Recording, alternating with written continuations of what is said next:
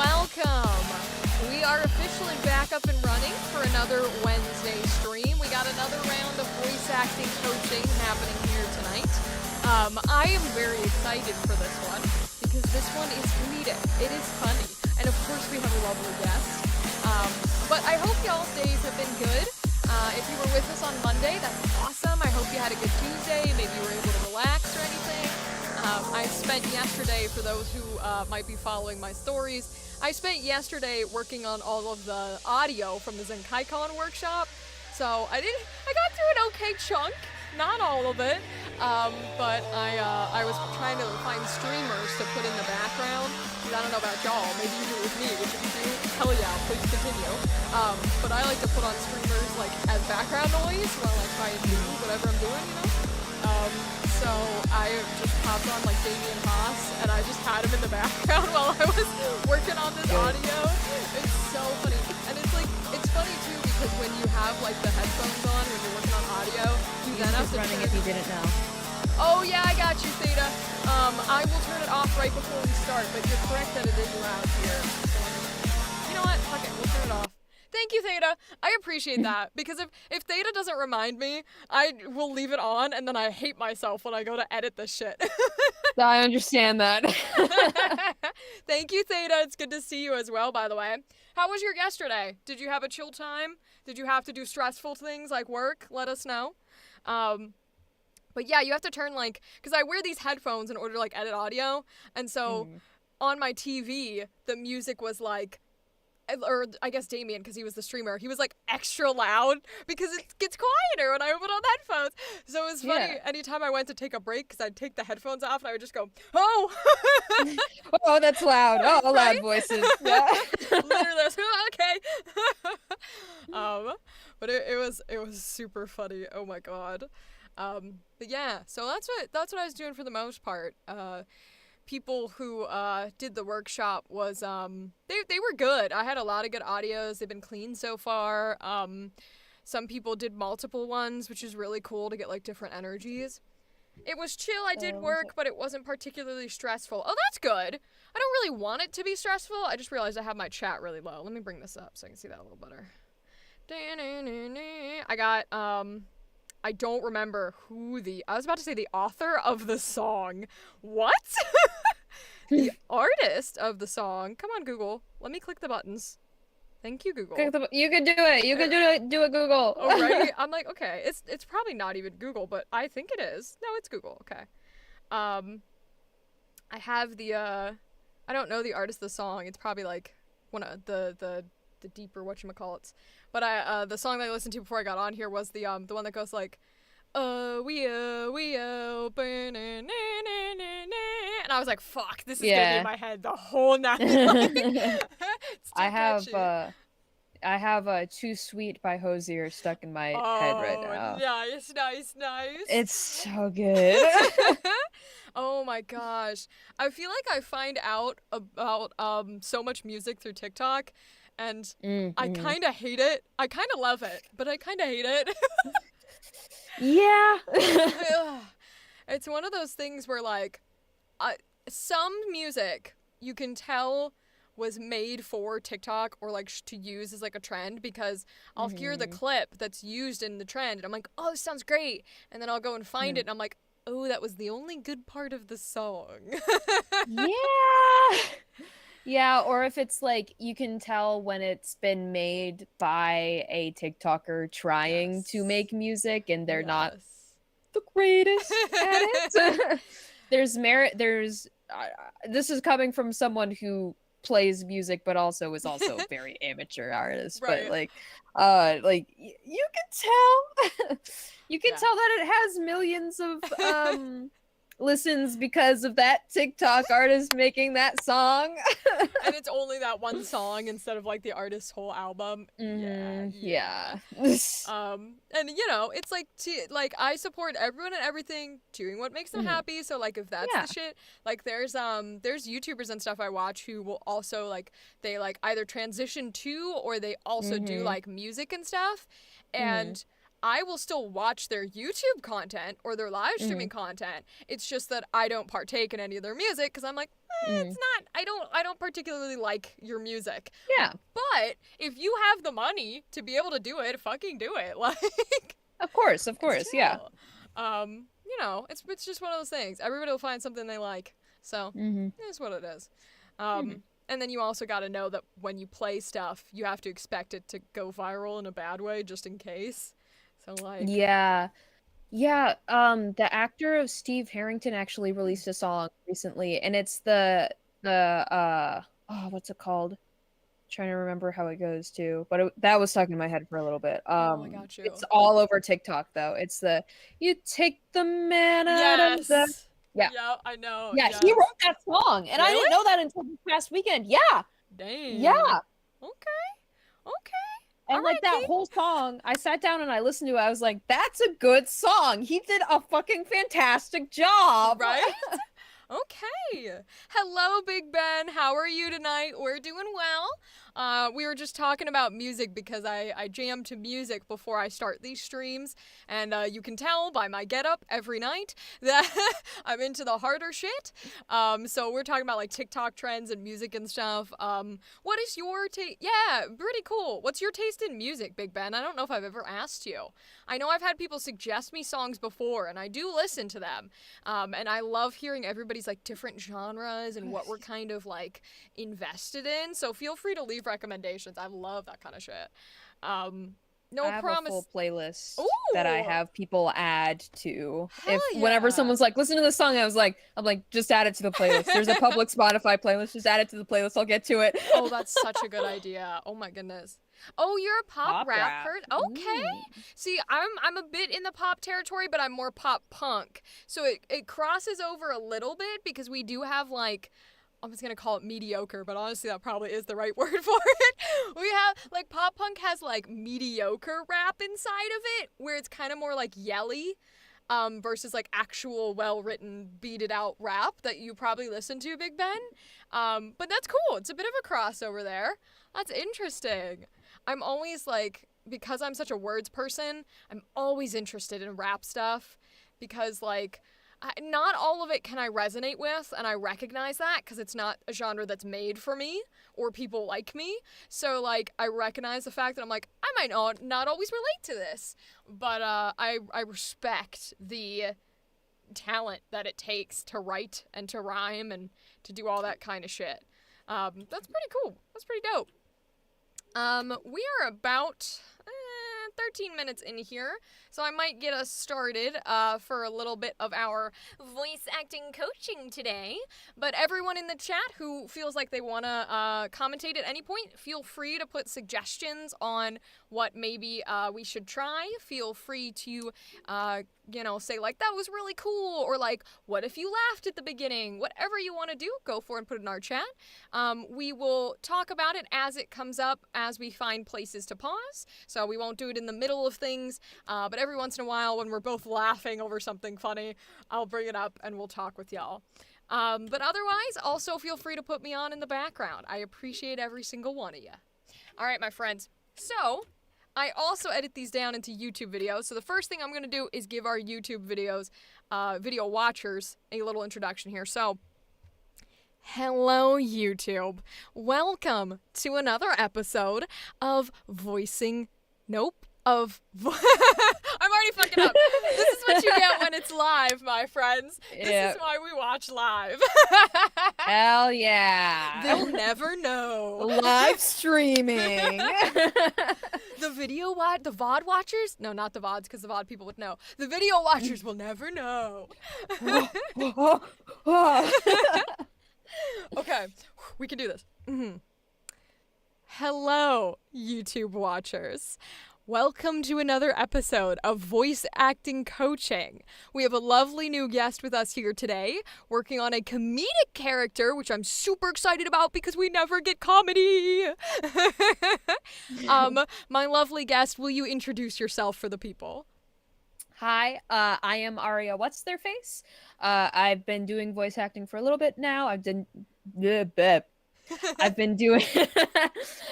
doing acting for even longer, and I stream on Twitch quite frequently.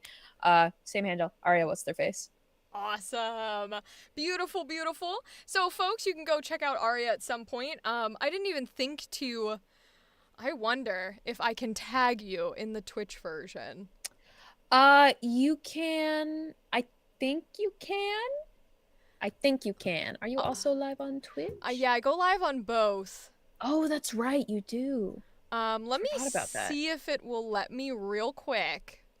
And if not, guys, no worries. We'll go right into it. Most of my lovely, lovely audience that I love very much is from YouTube.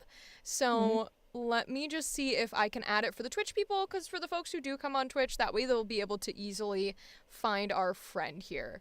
So and I'm also on YouTube as well. It's still Aria What's-Their-Face. Yeah, I just post videos there rather than stream there. And it's no there's no like other symbols or anything, right? Nope, all lowercase. Aria What's-Their-Face, one word. It's all lowercase to piss people off. People get so mad that it's all lowercase. Okay, well, I'll try and tag you on YouTube too. I don't know if YouTube lets me, but I will try it. Yeah, Aria, it should be able to do at Aria. What's their face? their face. Sometimes it works through Restream, sometimes it does not. So it'll just depend on what it feels like doing today. Well, something's reloading, so we're about to find out real fast, y'all. Just click save. I'm gonna refresh my tabs. Let's find out if my YouTube people can follow you first. No. So it doesn't tag on YouTube. Weird. At least not through Restream. Maybe it would if I was going straight to the platform. I think straight on the platform. Probably would do it. But my folks, if you're interested, feel free to go follow our lovely guest here on YouTube as well. It did tag through Twitch, so anybody who goes to our Twitch side, I will follow you myself in a bit. Yeah, there we go. So that's the YouTube version. Hi, Dark Mega. It's good to see you. We're just getting started in voice acting coaching. Aria, our guest, typed in the chat. So, and you can also see, since you're on Twitch, you'll see their handle linked in the title. If you want to follow them, you can. And as I was telling everyone else, Dark Mega, at any point while we're doing voice acting coaching today, if you have ideas or suggestions or you want to give feedback, feel free to do so in the chat. I'll read it whenever I am able to when we're at a pause moment. So, all of this said, oh, y'all can still see me. See, this is crazy, y'all. It's probably because I haven't tapped it yet, so. Okay. Sometimes if I tap outside of Discord, it then just takes it away from my screen. Yes, yeah. Zelda. Yes! Yeah, I have a very nerdy room, and my own chat delights in it very much. It's like an Easter egg hunt. My whole room's like an Easter egg hunt. Like you can't even see over here. We have some other art and other things. You know what's even funny? I totally forgot that you had the Zelda Shield and Sword because Dark Mega, I am also a Zelda fan. I'm wearing a Ganondorf shirt. Amazing. We love to see it. But it's here. We love to see it. I love this. I'm a huge Zelda person. I'm a huge Avatar person, which will be referenceable in a second. Yeah, also there's Toph right there. Toph's my girl. Okay, so now that we have all the nerd things, also, if you guys find more nerd things in Aria's background while we're going through here, point them out in the chat, please. Yeah. If you can tell, some of them are too far away to tell, but if you can find them. Yeah, if you want to guess, if you want to guess, Aria will let you know if you're right, so don't worry. All right, my friends. So Aria did introduce themselves, and what I'm going to have you do now, Aria, is I can put in the chat some more music. Yeah, go for it, Dark Mega. If you want to list some more music titles, go for it, and I'll add them to my playlist. Aria was telling me that they have a public playlist, which is something we need to invest in because y'all recommend me so much. So I'll work on setting up a public one, and then you guys can just add to it. But for now, feel free to put them in the chat if you like. And I can help you with like TwitchBot stuff because I have a TwitchBot that does it. Thank God! Oh my, please. Oh my goodness. So I have another lovely friend named Ava who is also a Twitch streamer and has been helping me with a lot of the Twitch stuff and like the bots. So now I'm gonna have both you and Ava. She's like, here, do this, here. I'm like, please. This will help. It was so. I learned this last month. Take this. Literally, because and it's funny because it's Ava and Aria, so I'm gonna be like, but it was so funny because they were in here one time for my chat and they tried to do like a socials command, and they were like, Rachel, do you not have any commands set up? And I was like, what's a command?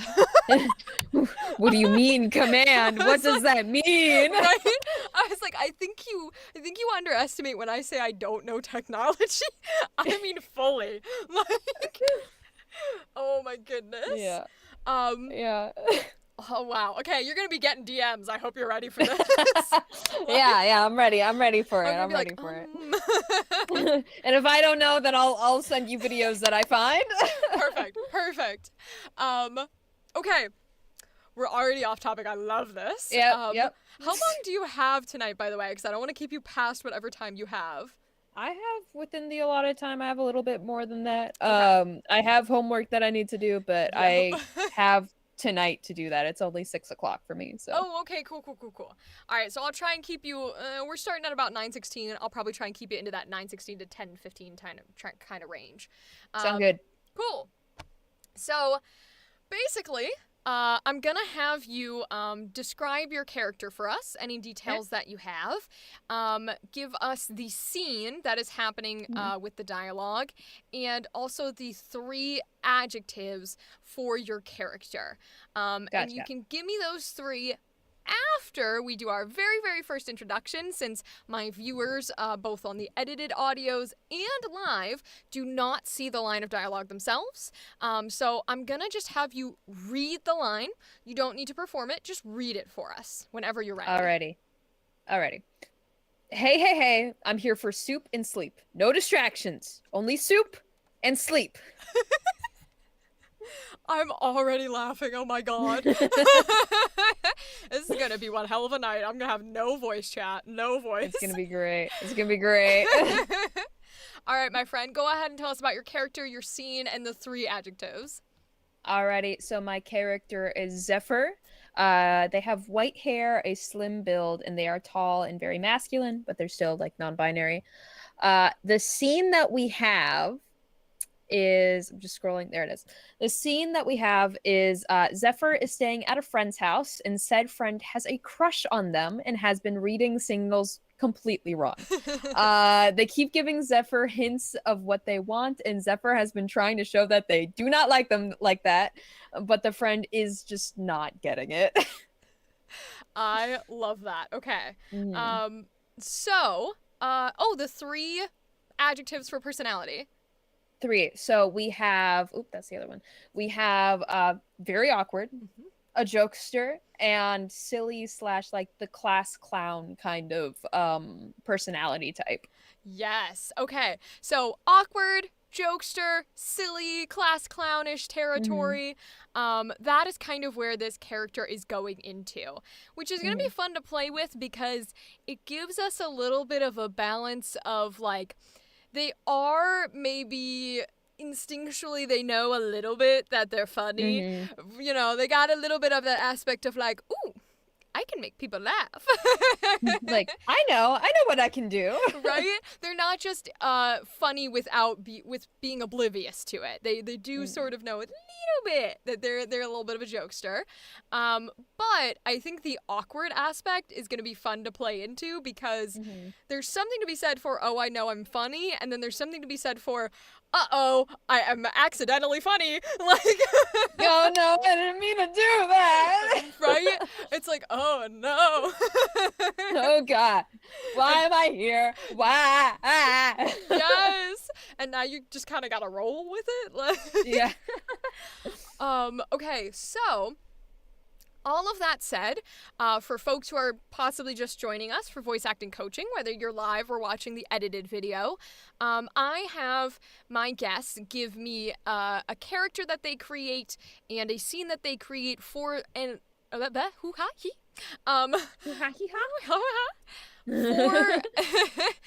they create a character and a scene for a line of dialogue of their choosing from the however many that I've written,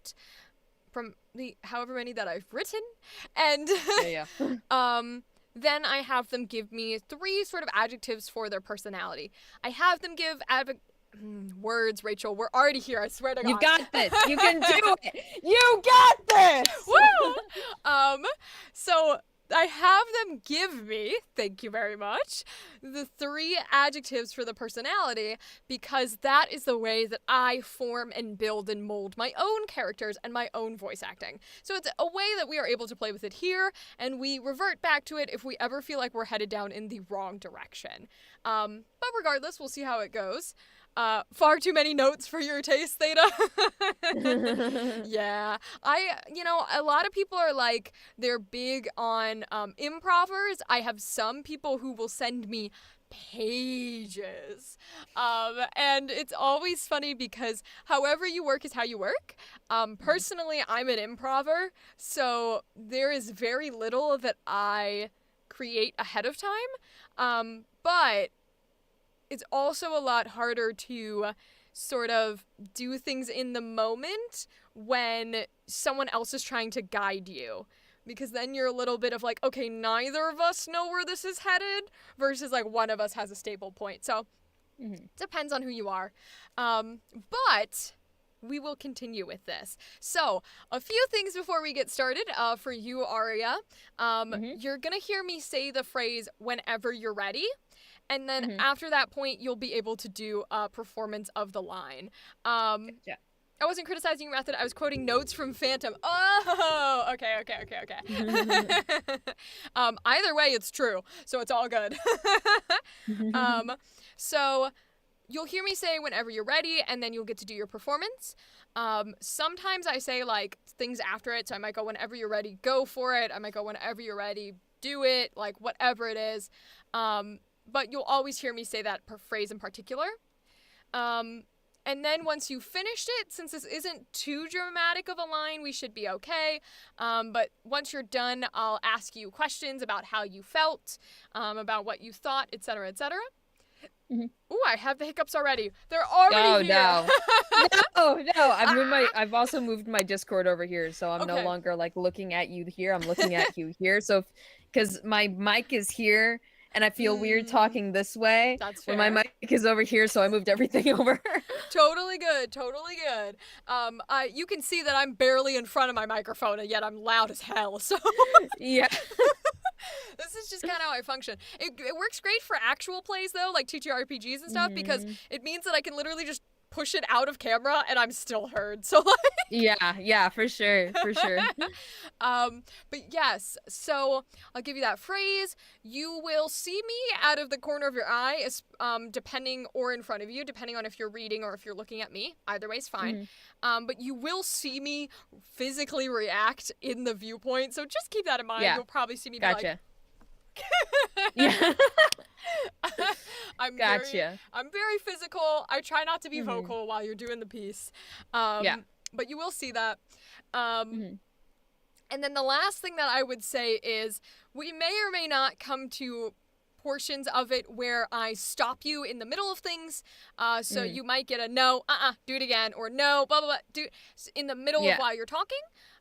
If that's the case, roll with it, go for it, start again. Live punk reaction. Yeah, exactly, Theta. You want a live mosh pit with one person? It's right here. Like, so that's pretty much how it goes. And the first thing that I always do with everyone who does coaching sessions, I'm just going to have you do it. I just want you to perform it. So whenever you're ready, go for it. Okay. Hey, I'm here for soup and sleep. No distractions. Only soup and sleep. I'm already in love with how I don't know if you're doing it on purpose, but the end of soup and sleep was like, soup yes! and sleep. I love that. I love you adding literal, like, consonant sounds or like vocal, like tone to the p and the p, like, amazing choice. You learn that in live acting and live theater. Oh yeah. It's so funny because they want you to get rid of that in voice acting, but in theater you're like, if I don't do it, they can't hear me. Like, if I can't speak like this, they cannot tell what I am saying. Exactly. Oh my god. It's so true. So I love this choice. Fabulous choice. Tell me what your feelings are about this character or about doing the performance, etc., etc. Could I have a little bit more clarification of what you're asking? Absolutely. So, in other words, when you go into this and you say it as the character, are you thinking of anything specific? Are you feeling a certain emotion? Okay. Are you visually seeing a scene? What is running in your head? I think I'm visually seeing them eating a bowl of soup. Okay. While someone is, like, trying to lean in, like, for, like, a kiss or something, and they're like, I'm just trying to eat this bowl of soup, man. I don't know what you want from me. Well, I know what you want from me, but I'm eating a bowl of soup right now. No thank you, sir. Oh my gosh. Okay, I love this. Plated the cheap seats. Yes, Theta, exactly. So I like this interpretation. I like that you're like sort of almost visually being like, no, I see myself eating soup, and then I'm like, excuse me? So I want to establish who this other person is. So we're going to do a bit of on-the-spot stuff. You're totally fine to make everything up. We obviously did not pre-plan this. That's kind of the point.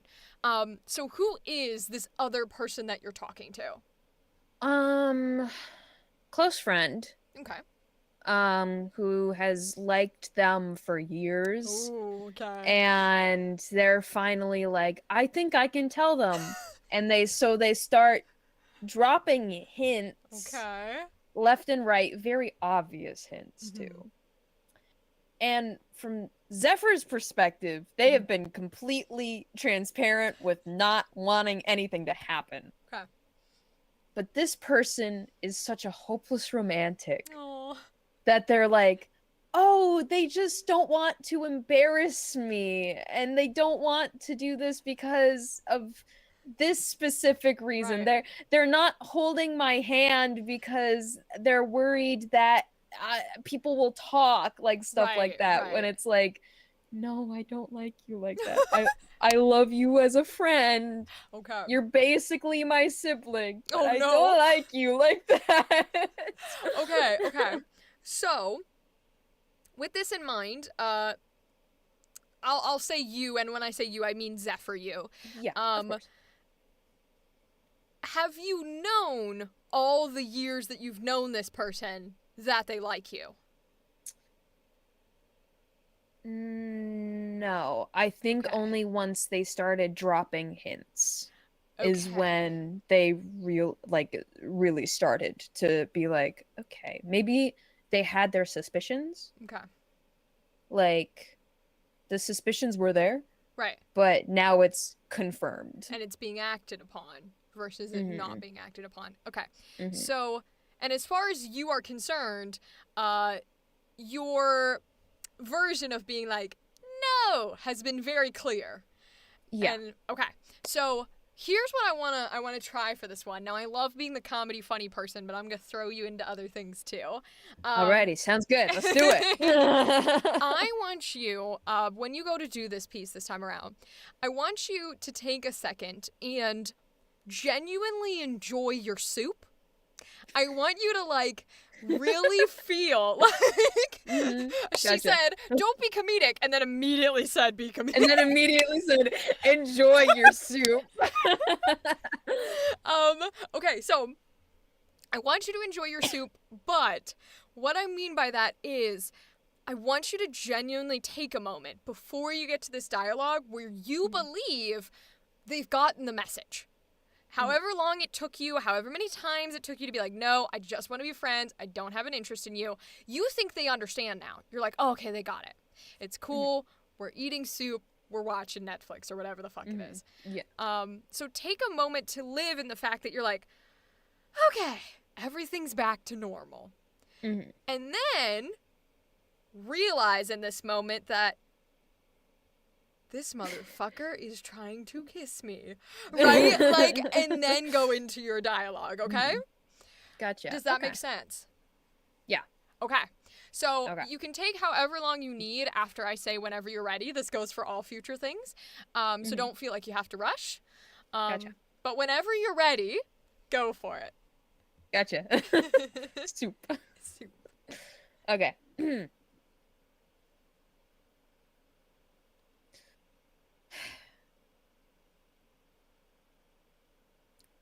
Hey. I'm here for soup and sleep. No distractions. Soup and sleep. Oh, I love how that changed it. Ooh, okay. So I'm going to ask you first, what felt different about doing it that way instead of the first time you went through it? It definitely seems a little bit more on the serious side of like hey man, this isn't gonna happen. Yup. Then the like, I just want to eat my soup, man. Beautiful. 100%, right? Because I asked you to have a moment of relief or have a moment of peace. And so the second that your peace was broken, it's hard for us not to react in a genuinely like, dude, kind of way, right? Where it is kind of serious and it is kind of like, bro, I'm gonna punch you. Like, yeah. I would say from my end, it's interesting because I love combining the serious with the stupidity of the dialogue.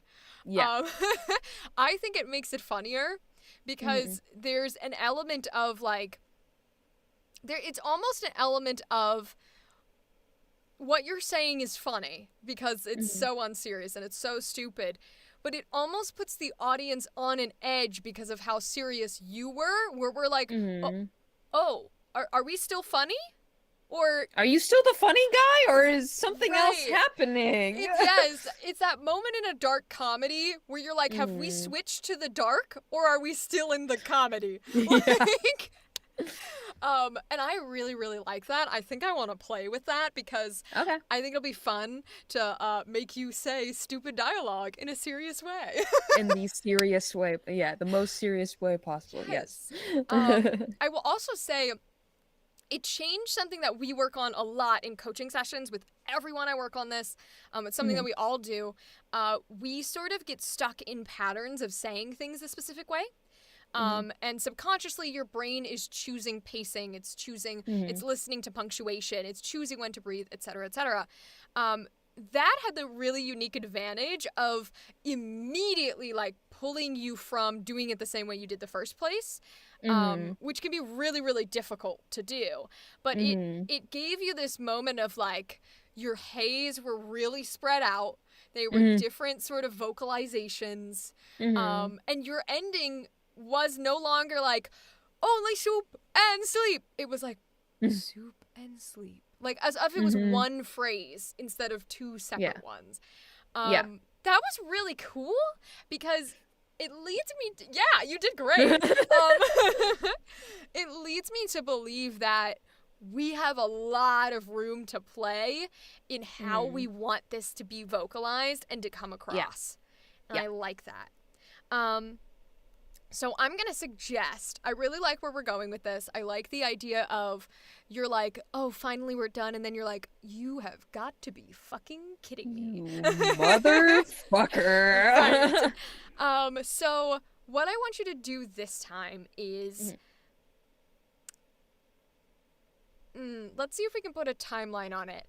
How long has this person been, with your knowledge, throwing hints at you? I feel like for the past like 3-ish months or so. Okay. 3-ish months is a long time to be throwing hints at somebody. Do you think this person believes they're being subtle? Or Zephyr believes? Does Zephyr believe? Like, is this a matter of, oh, I know what they're doing, but maybe they are like just trying to get does it come off as teasing, like you want to do the thing, or is it kind of like a do you want to do the thing? Like, what is the energy that's coming with these flirts? I feel like the flirts are coming out as teasing, for the most part. Until like a month ago. When it's starting to be more like, hey, you want to go and do this? Instead of like a, hey, you want to like... Wouldn't it be funny if we... Wouldn't it be funny if we like, you know... And instead it's like, hey man, you want to come around sometime? Okay, because that is a big switch. There is a very big difference between like, between being like, you know, haha, wouldn't it be funny if we were just two guys in a bathtub, hot tub, 6 feet apart because we're not gay? Right? Like, there's a big difference between that and like, yo, my hot tub's free tomorrow. Only if you want it, you could come and we could. There's a big change.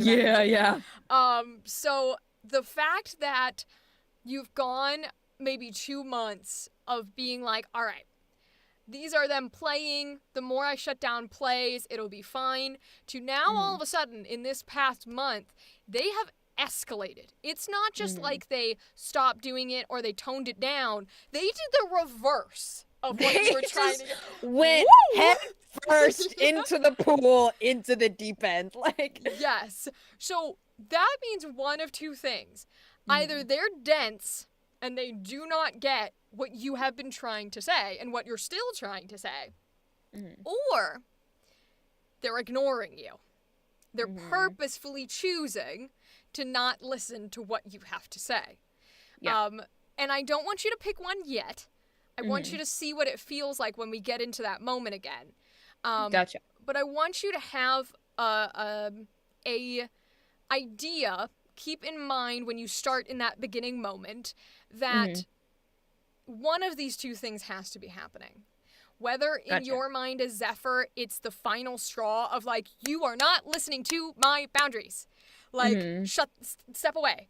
Or it's, I'm going to try and be nice here because you're an idiot.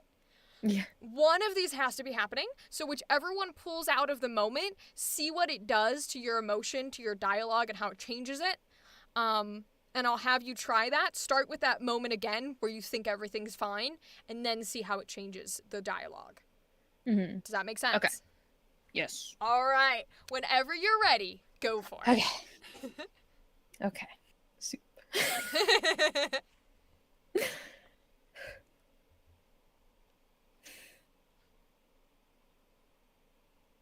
Hey! I am here for soup and sleep. No distractions. Only soup and sleep. Ooh, okay. Okay, which one was it, and how did that feel different? I think that one was the ignoring one. Okay.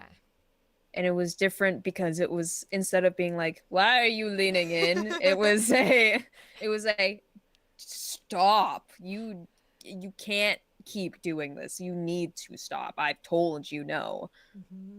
Okay. So I heard that when you were doing it. I was like, oh, it's ignoring boundaries immediately. Yeah. Right? Because the change that happened in this version was, first of all, it always changes your haze, and I love that it always changes your haze.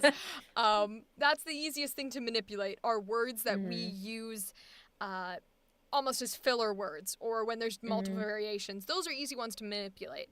So it changed those for sure.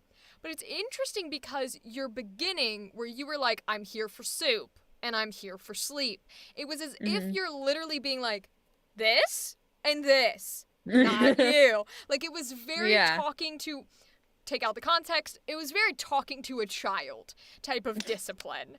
And it was interesting to hear that because towards the end, when you then had to repeat yourself of only soup and sleep again, it had this bit of flavor attached to it where you almost wanted to give them the benefit of the doubt.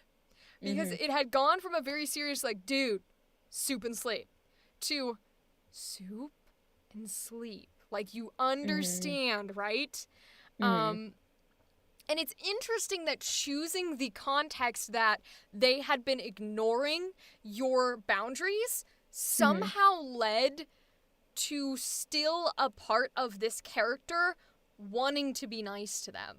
And wanting to comfort them, and not wanting to have to be the mean person. And that's really, really interesting. You're gonna get the thumbs up a lot when I don't know what to do. Yay! You better have an emote like that. You need an emote. I do need to make an emote like that. I think I have a shade one. I have a. Yes. Me when they say they only want soup and sleep. Oh my goodness. Me when they ignore my boundaries. Yeah, Dark Mega. What's your request, Dark Mega? Go ahead and give it to us. We'll see if we can put it in or not. Request. Oh, yeah, I'll listen to the music when I got time. No worries on that. Okay. So the thought process with this character, there's something that I want to delve into a little bit. There's a very specific word in here because, again, we're throwing you in a serious scenario, but you're using funny words. And it's been translating well. But there's a very specific word, which is distractions. And that one, at least in my opinion, feels like it's a little hard to ground in this situation and in this character. Yeah. Yeah. It almost feels as if, and please correct me if I'm wrong or elaborate on top of this, it almost is feeling like once you say, hey, like, here for soup and sleep, and you have to get to the no distractions part, it feels like, and this is kind of how everyone would feel in that scenario, there's a moment of distractions isn't the right word. Even as the character, whether it's the character, whether it's the actor, there's a moment of like, I want to just tell, like, literally have any other word. Like, I don't want to do this action. I am only here to be friends with you. So many things. But instead, the words that come out, because that's how the dialogue is written, but the words that come out for the character are no distractions. So, play with me a bit. Why do you think you are saying distractions? I think I'm trying to make light of the situation and be like, yeah, man, this is bad. You need to stop, but like, no distractions. like we're just trying to be friends here. We're just eating soup and then we're gonna go sleep and nothing else is gonna happen. No distractions. Stop it. No. I think it's both trying to make light of it and not being able to find the right word for it. Like, it's the nicest way to put it. Yes. Okay. So here's what I want to play with then. I want to play with both of those possibilities. So there's two things here. I like what you said, and I think your interpretation is genuine, and if that's how you're feeling it, that's how you're feeling it. And I want to notch that up to like 10 bajillion, and I want you to genuinely, when you go for the next one, you don't have other words. Try and find other words, but ultimately you don't have any, and that's what you say. So do that in your next one, and then I'll throw you on the opposite end of the spectrum, and we'll see how it changes it, okay? Okay. All right. Whenever you're ready, go for it. Okay. Soup. I'm gonna do it every time. I'm gonna do this every time. Wait, I have to ask, because this is how the stream is gonna go. What kind of soup? You don't have to tell me now. You can tell us as a secret before we leave. I think it's chicken noodle soup. Chicken noodle soup. Chicken noodle soup. Okay. Or like, no, not SpaghettiOs. No, not SpaghettiOs. No. Because we all know if it was SpaghettiOs, you'd be like, soup and sleep. Like, take it, I don't want it. Or you'd spell out consent with the little SpaghettiOs. Consent. You know what this is. Consent. Oh my goodness. Okay, chicken noodle. You're gonna try and find words. You don't have any. Whenever you're ready, go for it. Soup. Okay.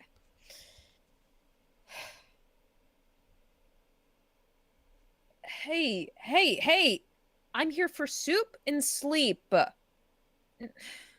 No distractions. Only soup and sleep. Oh, yeah. Yup. I could feel you were looking for them. I could feel you being like, I don't know. It was that moment where I think awkward hits so hard for this character, where they're just sitting there like, I don't know how to describe that I don't want to have, like, sexual intercourse with you. Like, you know, like, how do I say that I don't want to fuck you? Exactly. It's like, I love that. And so it also makes sense because if they're that awkward, they probably are doing a mixed job of not actually saying no. Because it's also funny that it's not just no, it's no distractions, right? Yeah. It feels like there needs to be a clarifier versus if we're talking about consent, the word is just no. Like, Yeah. so that's interesting. How did that one feel? Did anything new pop up for you that you were playing with? That felt good. Before you even said that, I was like, oh, maybe I should have like added a little bit of a stutter before distractions. Like, no, distractions. Like, yeah. No, 100%. And you you did do it. You had that moment of like, and I think it's interesting that it's almost making the piece more human. Like, the more intentionally purposeful and serious we take these words and these emotions, the more human it makes us. And in my opinion, makes it funnier. But, like, yeah. So the other thing I wanted to play with was the opposite end of the spectrum. So this time around, it is not you can't find the words and thus you say distractions. You are choosing the word distractions, which means that word needs to be there for a reason. It needs to have a purpose. You have to have some sort of, mental attachment for the reason why you're not saying, I don't want to fuck you. Please stop touching me. There's a reason you are saying the word distraction. Gotcha. And I'll ask you what it is afterwards. But take a second, even if you need to pause in the moment and be like, what is the reason, right? You can still pause beforehand if you're like, I need to find the emotional place that the word distraction comes from. Whatever you need to do. Are you ready? I think so. Okay. Well, whenever you're ready, you may soup and try again. Soup.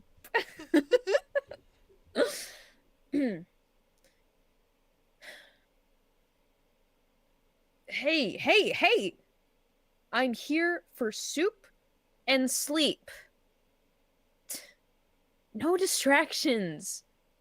Only soup and sleep. Okay. Do I want to commentate or do I want to let you talk first? You talk first because that gave me something very particular. So tell me about that run.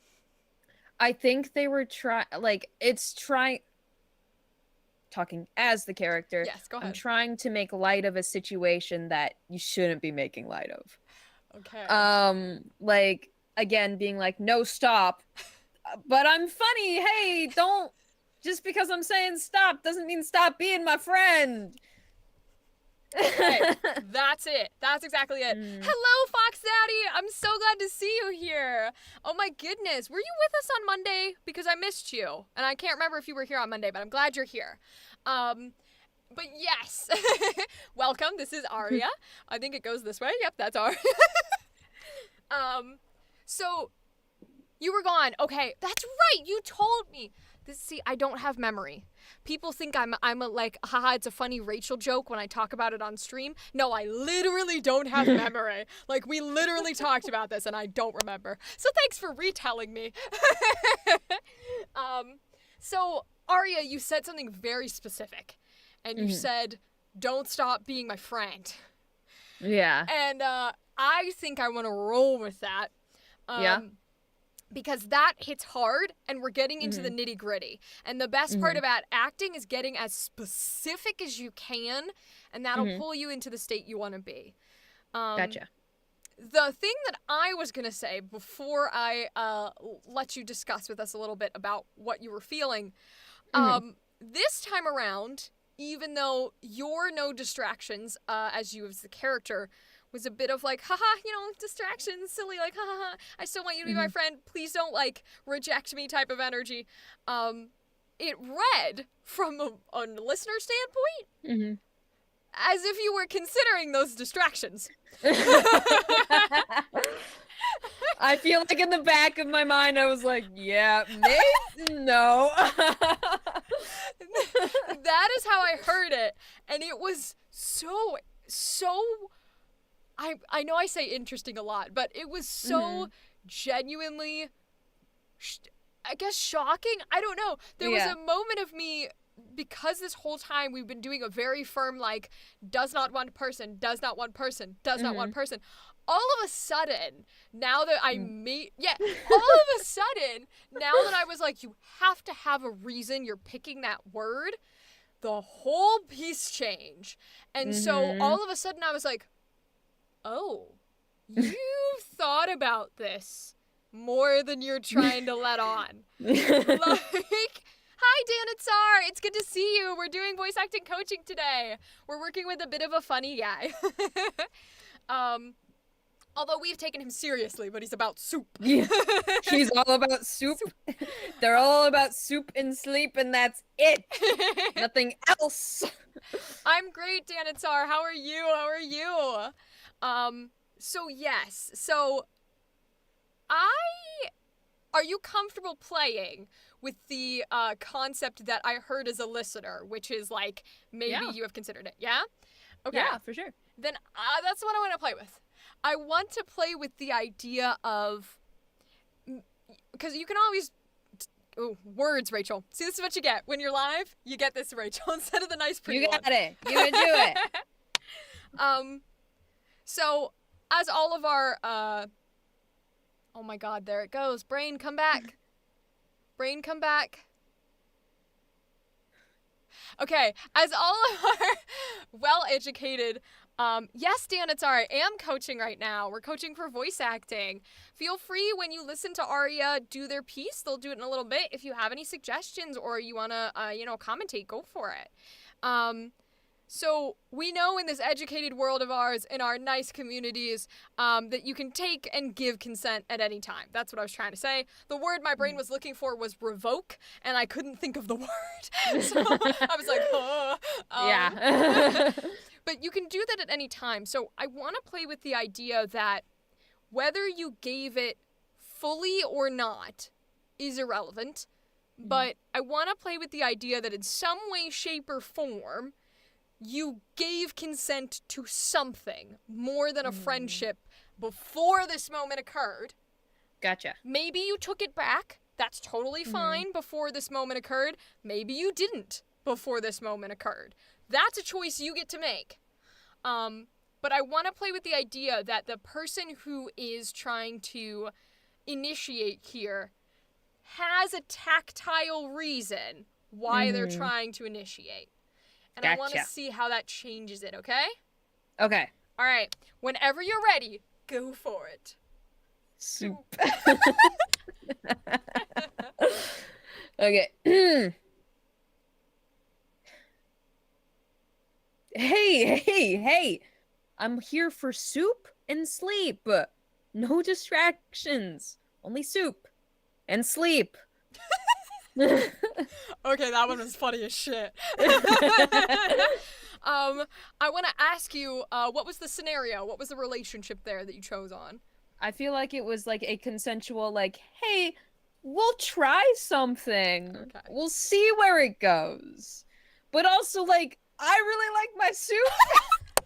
Let me finish my soup first. Oh my goodness, I love that. Okay.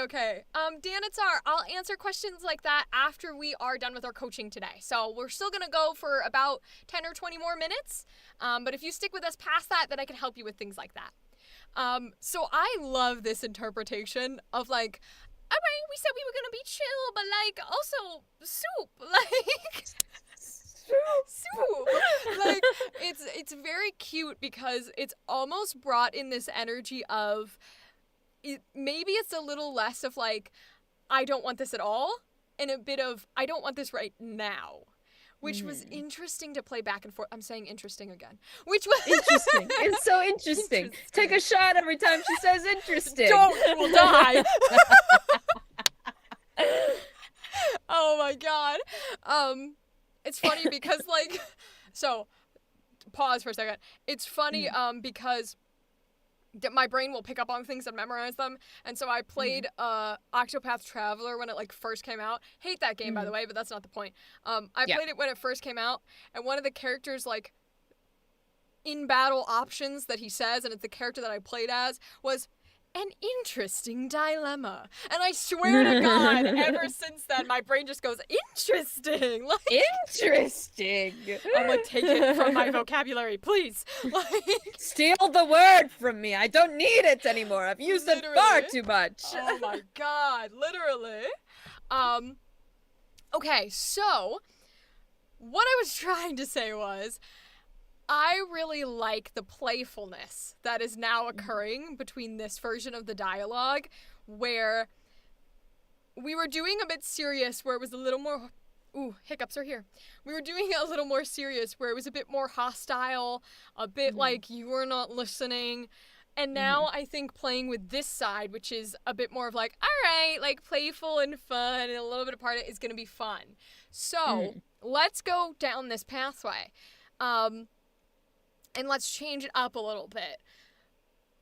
What did you, besides soup and besides sleep, what is the reason that you came to their place today?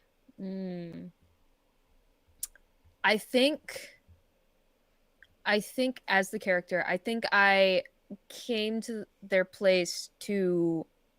Initially, it was to hang out. And nothing to happen.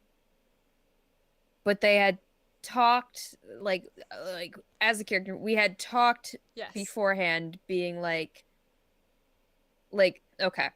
The hangout session was set in place like a week ago. Right. Yesterday we had a talk being like, maybe something more.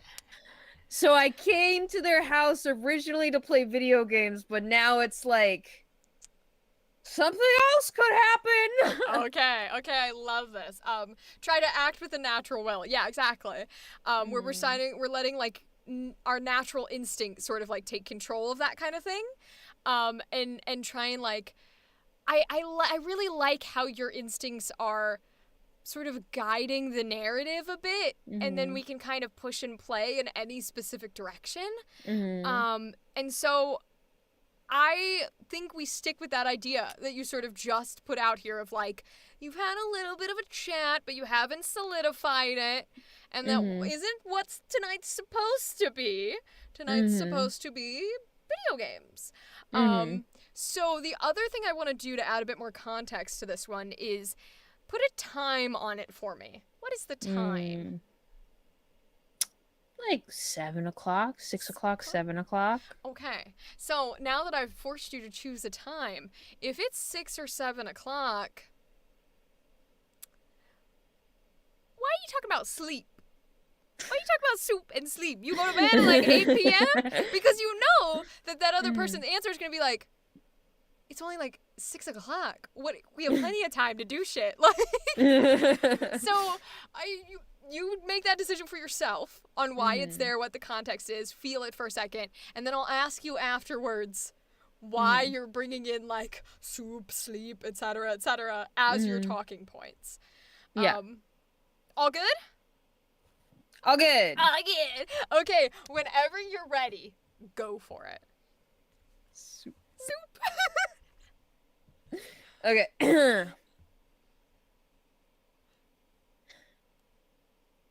Hey. I'm here for soup and sleep. No distractions. Only soup.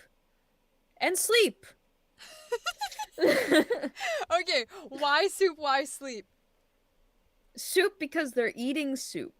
Okay. Sleep because at first that's the only thing they could think of, and then it became an innuendo. Oh no! Just soup. Oh and my god. Sleep. Oh, I love this. Okay, so that's super cute. That's adorable, and I love this. So here's what I'm thinking then. I want to... There's an exercise that I super, super love to do, which is I'm going to ask you, and it might not work for this one because we've gone in two pathways already, but oftentimes I will ask people to do the dialogue in a way that they absolutely think it should not be done. So whatever you think the most incorrect, absolutely not good for this character, this scene, this whatever way it should be done, is the way I want you to do it. Okay. And when I say that, I don't mean like, oh, it's bad for the scene. I mean, like, for example, one time when I asked this, someone was doing like a scary villain, and so to them, the opposite, the way that it should not be done, was Valley Girl. Very like, Yeah. right? Oh That my could god. like for someone else, that might be the perfect way to do that line. That might be the villain they wanted, but it's not the way that he was going. So whatever way that feels wholly unnatural to you is the way I want you to do this one, okay? Gotcha. Okay. I'll try to keep a straight face. Yay, that's what I like to hear. Whenever you're ready, go for it. Soup. Okay. Okay. I just don't know if my voice will hit that point. Okay. That's okay.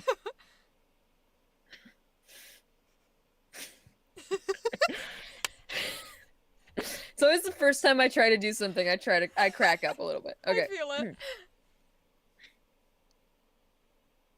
Hey, I'm here for soup and sleep. No distractions. Only soup and sleep. Oh my god. Oh my lord. What was your idea for that? I have to know. Just a deep, gravelly voice, and then it just kind of turned into like Grunkle Stan. Oh no. Oh my god. Okay. So maybe like a very like I'm a big old like grumpy man. I'm a big man. That is your opposite. I love it. I love it. I love it. So what I want you to do now is if that is your opposite, if that is your incorrect, if that is your everything about this feels wrong for this character, I want you to do the other side, but do it on steroids. So whatever this character is, I want you to like take its traits, whether it's awkward, whether it's funny, whether it's charming, and maximize them so that they're inhuman. Okay? Gotcha. All right. Gotcha. Whenever you're ready, go for it. Soup. Okay. Hey! I'm here for soup and sleep.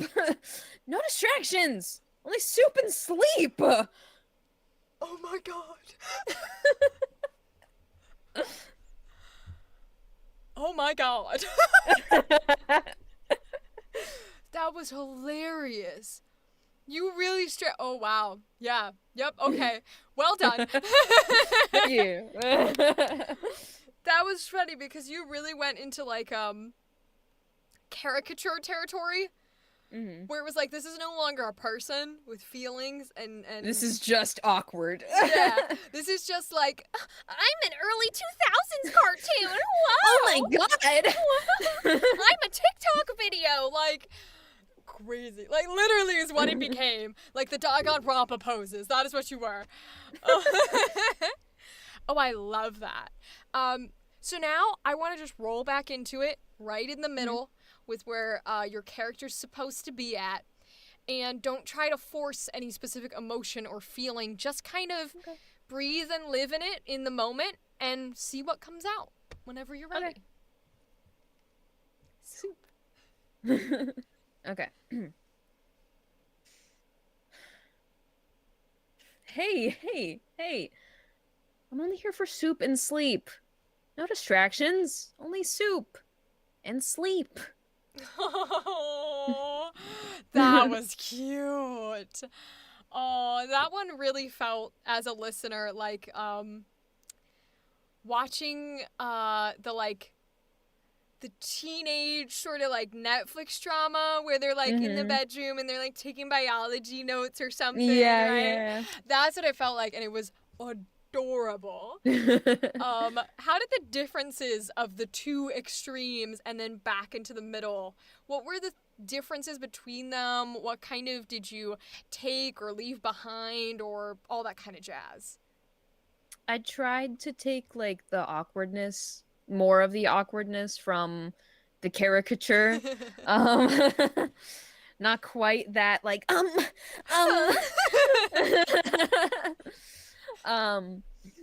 excuse me. And not quite that much awkwardness, but still a little bit of the awkwardness of like, hey man, hey, let me finish this.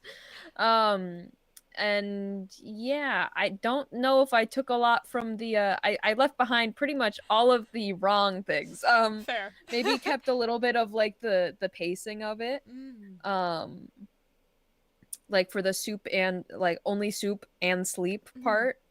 But like that's about it that I kept, I think. Got you, got you. Did doing the sort of neutral, more true to the character version feel any more or less authentic or powerful or et cetera after you'd done the other two? I feel like it felt more authentic Okay. after going to the two extremes. Um but yeah, I think it definitely felt more authentic for sure. Good. Well, that's what we like to hear. Yeah. um, is there anything that you want to try for this character in particular? Or Hmm. things maybe you want to work on? Um, can't really think of anything. 'Cause yeah. My big thing with like every character is always like the nonchalant lines. It's like the like more conversation Mm-hmm. Conversational? yeah, Yeah. conversational lines. Like those lines always kind of get to me a little bit more. So, Mm. yeah, making it feel a little bit more conversational, at least on my end. I don't know how it comes off to the listener because when I listen back to my own voice, I'm like, yeah, that sounds like what I meant it to sound like. Okay, well then let's play with the conversational aspect a little bit. Okay. So from what I would take from that is the concept that you want it to sound a bit more like something that any person would say versus like Mhm. written prescribed wording, right? Yeah. Okay. So in that case, I think that might be fun to play with since this is so like very specific of a dialogue Hmm. choice. And here's what I'm gonna say. I think I will something that I love doing in these. I'm gonna play opposite with you if you're Okay. comfortable with that. Yeah, for sure. Cool. So I'll play this other character. I will do sort of the initiating through dialogue rather than it being a Mhm. physical movement that you had been envisioning. Gotcha. So that way it keeps sort of the little bit of the tension here. And I want to Hmm. see if having someone to play off of will Hmm. make it a little easier to actually prescribe these as if they're your own words. Gotcha. Um, Okay. okay? All right, so I'll lead us in, and then whenever you feel naturally like you're ready to respond, you can do so. Hmm. Okay. All right, here we go. Soup. Soup. Okay. All right, here we go. You know, soup isn't the only thing that's hot tonight. Hey, hey. I'm only here for soup and sleep. No distractions. Only soup and sleep. A Beautiful. Did that feel a little more like it came from you or not quite? little more. Okay. I feel like I still like went back into that. Oh, I read this a certain way. I need to say Mm, this a certain way. Um, but I feel like the ending, no distractions, only soup and sleep came out better. It's just that gotcha. little middle, I'm here for soup and sleep is what got me. Okay, so then let's try it this way. We'll do the response again. Mhm. But this time, I'm going to give you something after every piece of punctuation. So when Gotcha. I give you the first one, you can only then respond with your hey, hey, heys until I Hmm. give you a second one. And then it's Hmm. I'm here for soup and sleep. And then I give you another one, etc., etc. Does that make Gotcha. sense? Gotcha. Yeah. Okay, are you ready? Soup. Soup, here we go. Okay.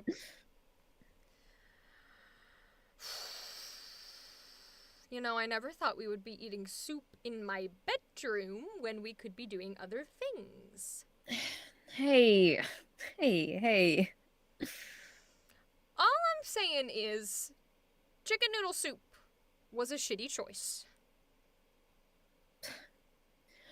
I'm here for soup and sleep. We have plenty of time for soup and sleep. No distractions. So I'm the distraction. Only soup. Only soup. And sleep. Well done. Did that feel like it helped at all? I feel like it helped a bit, yeah. Okay. I know the ending went well when Yeah. it was like Only soup. And sleep. I love sort of throwing in back and forth a little bit because it can help Mhm. to make these words feel a bit more our own. It can help Mhm. to make the situation a bit more natural. Mhm. But yeah, that's why I wanted to play with that. So even if it didn't, fix the problem, hopefully it Mhm. was a bit to play with it. Yeah. Do you have any last considerations on this character? Any voice things you want to try before I send you off for the night? I don't think so. Okay. I think we got it. Hell I think yeah. so. Well, no worries at all then. I will give us our little goodbye on our YouTube side, our video edited side. I'll have you reintroduce yourself for those folks and for me when I'm editing. Yep. And then I'll proceed to let you go a little bit after stream. I'll still be live for a couple of hours, so we'll do this little exit intro and then I'll hop back over to you guys.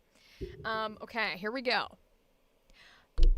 Nope, I just hit it with my head. Okay. So I do that a lot. right? Oh my god, you never know where in space you are. Oh my lord. Okay. Thank you for joining us on this episode of Voice Acting Coaching. My lovely guest, can you please remind people of who you are and tell them where they can find you? Of course, my name is Aria What's Their Face. You can find me on Twitch. I stream frequently over there, and then I also have a YouTube channel where I make a lot of different kinds of videos. Mainly gaming and like music videos right now, some other Minecraft stuff on there. I'm also on TikTok occasionally, and I'm also on Instagram, all under Aria What's Their Face. And you can also follow me on Twitter, which is Aria What's Her Face 1. Because they didn't let me do Aria What's Their Face for some reason. Okay. Yeah. Well, cool. So make sure you go follow them. Links will be in the description down below. You are always welcome. I knew the hiccup was coming. You are always welcome to join us live. Nope. Rachel, words? We'll get there, okay? You'll get there. You got this. You got this. Woo! Okay. You are always welcome to join us live. We go live Mondays at 9 p.m. and Wednesdays at 9 p.m. If you want to join us for Voice Acting Coaching Live, you can give us suggestions and feedback in the chat, and that is at 9 p.m. EST on Twitch and YouTube. But you're always welcome to just watch the videos instead. Later this month, the form will be reopening, so if you would like to apply for your chance to be on the live stream and get coached, you can do that as well. Come follow us on the platforms. You'll find the link eventually. Otherwise, have a good night. Goodbye. All right, my friend. That's the end of that jazz. So I hope that this hour or so today was fun. I hope that, I hope that you weren't too traumatized by making you be serious with soup. Not too traumatized. Just a little bit. Phew. Hopefully we'll see you around. Chat, feel free to follow and stuff. Yeah, that's pretty much all I got for you. Yeah. Sounds good. Beautiful, beautiful. Well, okay, my friend. I'll let you hop out of the call, and then I will switch over on my stuff. I appreciate you. All right. Thank you. Thank you for having me on. Yeah. Take care. Thank you. Bye. Goodbye, goodbye. Bye-bye. All right, chat. Let me switch screens here, so you're going to see a black screen for a second. Because I have to take off Discord. Okay. All right, give us 2 seconds, chat. All right. And we gotta switch it back over.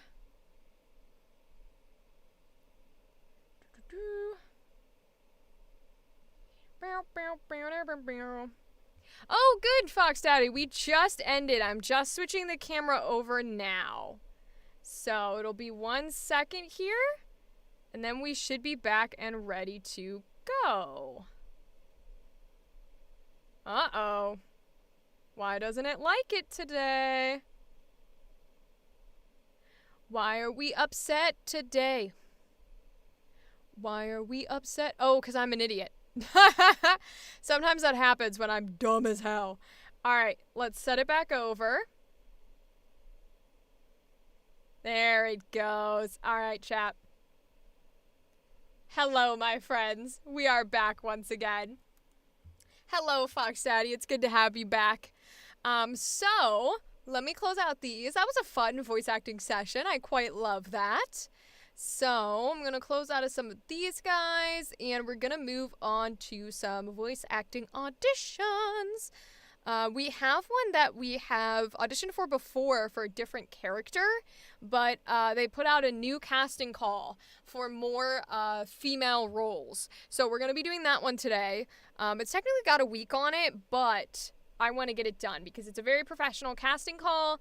If you guys have the chance or you want to, you should definitely check it out. But I definitely want to do it because it is a very, very good call. So let me pull it up for y'all so you can see it. Okay, here we go. That's right, guys. The 257th element. So last time on stream, I forget which one exactly it was, but we did their audition for one female character that they had open. Well, they just released, I think it was today or yesterday, that they've now got a document of female characters. So we're going to do our best to audition for all of these, make it as good and professional as we usually do, and hopefully we can get into this because this game looks awesome as hell, and I would love to be able to voice one of their characters. So we'll go through the plot again here. I want to make sure that I've got my tab up so that I can send an email, because I do believe it's email submission based. Let's see. You're gonna stop auditioning for a bit? Is that for mental health reasons, Fox Daddy? Or hopefully everything's going okay? I'm sending you good energy. I'm gonna get some death water while I wait here.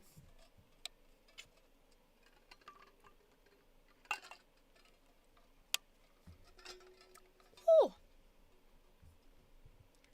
Might need another sip of that. We love death water here in chat.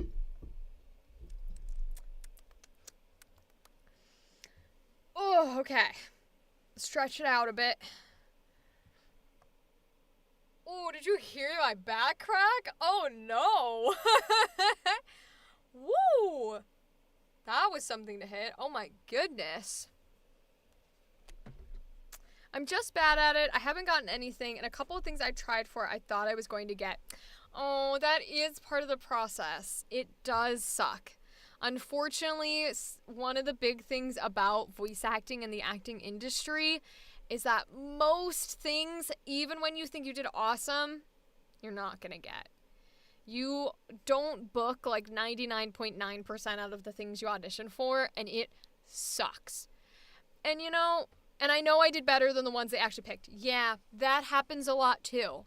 You know, we always want to support and lift people up, but you can't help sometimes but know the effort and the quality that you put forth. And when you don't get chosen for something where you put forth that good of a quality and that much of an effort, it sucks because your time and your energy has gone to waste. It genuinely has. And I say that because I remember hating when people would tell me, like, oh, well, you know, it's not that they didn't like you or they didn't like your performance, you know, that's just, you know, you gotta get used to it and, like, blah, blah, blah, blah, and you still tried, and every practice is good. It's like, sometimes, yes, you need to be lifted up, but other times, you just gotta recognize that, like, it's okay to feel angry or to feel sad or to feel upset about not achieving a goal. That's okay, right? And it's also okay to say, I need to step back from this. And I think you're awesome, Fox Daddy, for being able to say, I need to put this aside because I had too much attached to this right now. And if it's causing this significant of an emotional change and fluxation, like I had this much attached to it, we need to put this aside and we need to stop. And you're fully like 100% in the right and honestly pretty mature for doing that.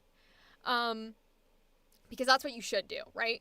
And if you ever find that there's a moment where you're like, I feel like I can come back to this now and I'm not going to have such a strong reaction or such a strong feeling to any outcome, then you can step back to it.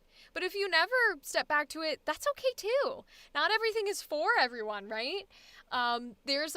When I started telling people that I was going to live stream and stuff, and they asked me, oh, what are you doing? And, I told them about some of the acting things.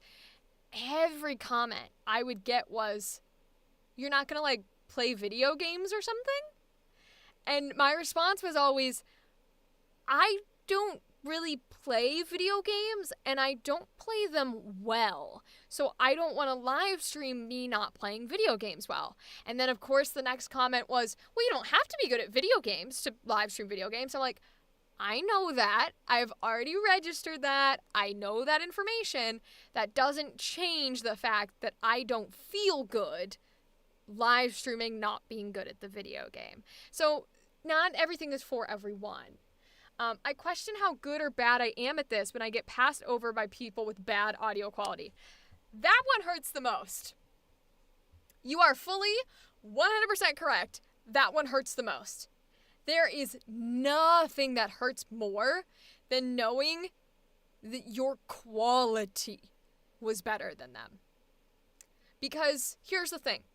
As much as I get butthurt when I think my acting was better than someone else, if they're on the same quality level as me or a higher quality than me, ultimately I can be pissed, but it will not stay pissed because there are plenty of people who book jobs and they're not good actors. And there are plenty of people I like as actors and voice actors who other people think are shit. So I might be a little upset, but if you're the same quality or better than me, fair play. But worse quality? Ooh. Literally is the worst feeling in the world, so you are right to be angry. No, you are not being petty at all. Now I have to do a Fox and Rachel play things badly. Well, it's, I do want to, because one thing that I really, really want to do on stream, but at the moment I don't know that anyone would join me for, is the Bait and Kaito series, because that's my favorite shit. But I would have to figure out how to go through the Nintendo Switch, which is really difficult and needs a bunch of wires and gimmicks. And I don't know if my computer can run all of it, so it's too much. And then nobody knows what the game is, so nobody would watch me play it. So it's one of those things that have to be like a Patreon exclusive. But yeah, you're not being petty. And to be honest, Fox Daddy, one of the reasons that I try to look for, and I have consistently been looking for, different coaches to work with on my end where I'm the student, is because I don't like being told that you just gotta pick yourself up and sometimes these things happen and don't worry, blah, blah, blah, blah. I would rather be angry and have someone say, hey, your feelings are validated. You can be mad at this. As long as you understand once you come off of being mad that it's unfortunately not something you can change, and then you make your decision of, is it something that I care enough where I can say, this is a con, but I still want to do it, or is this something where I need to say, I no longer want to do this? Either route is fine, but I don't like people invalidating that feeling. I can't wait until I can afford a coach. I really need one. I feel that. I am looking into I'm taking you over to the screen with me. That's not what I meant to do. Here, I'll pull it out. Because I don't want to dox anyone. So I did an ADR practice session, I think last Friday or something like that. I did an ADR practice with Very Berry Studios. Uh-oh. What did I just hit on the floor?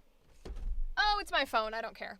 And because I wanted to get some ADR practice in because I've never technically done like anime dubbing in the traditional style.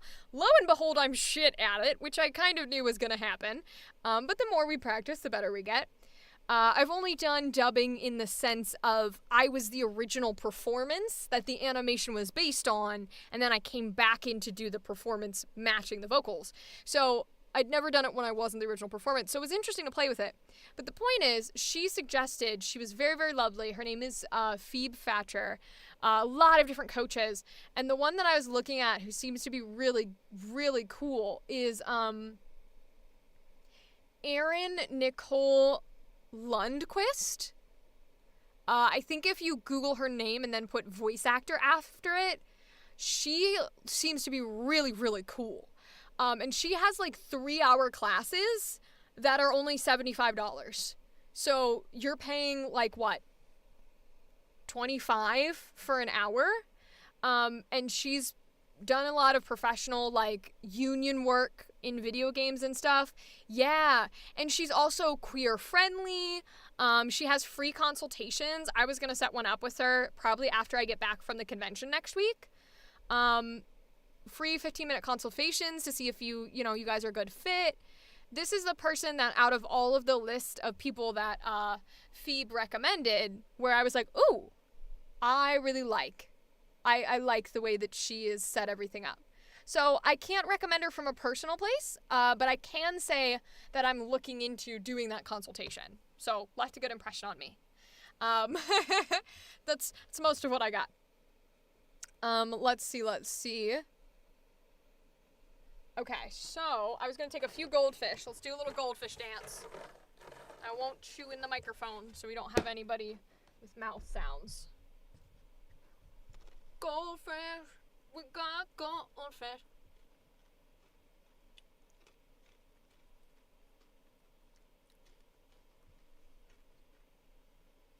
Let's go.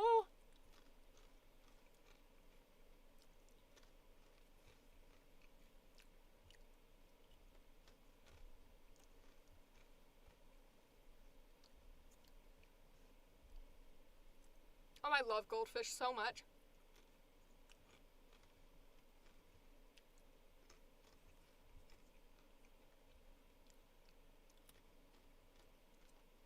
I realized I didn't put the music back on, so I'm just munching on goldfish in silence.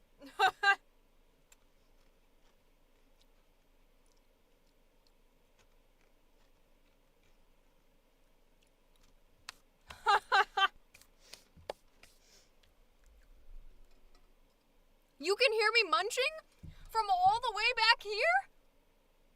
Damn, I'm loud.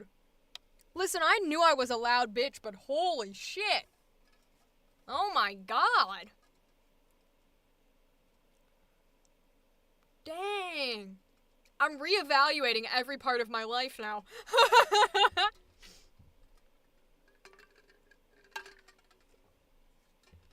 Wow. Wow.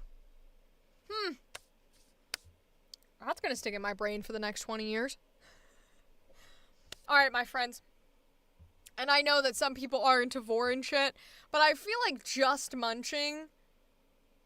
Well, maybe I shouldn't say that, because maybe there are some people who, like, that's the part that gets them.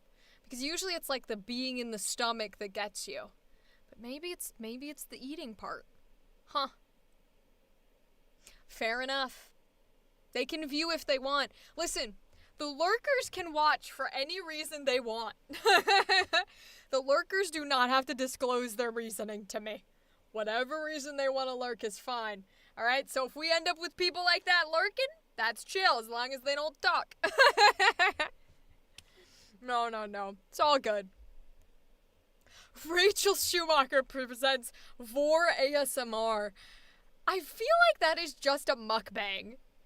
Because if it's just ASMR and it's not visuals, is that not just what a mukbang is? Where you're sitting here going, with like all the mouth noises? Like, that shit drives me crazy. I can't do it. I do not like watching people eat. I'm like, eh. I don't want people to watch me eat, let alone watching other people. No, thank you. Oh my god. Also, it looks like, oh, I gotta get the camera right.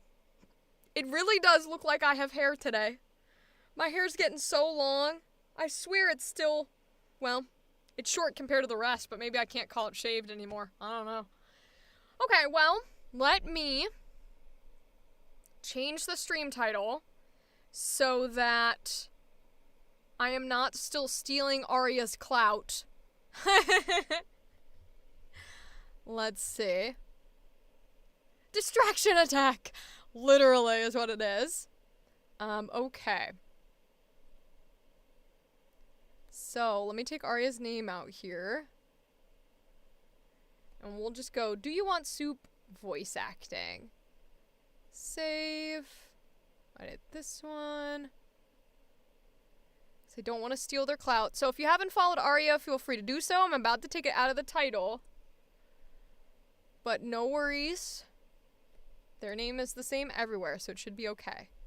Save. And save. Alright, let me refresh on my end.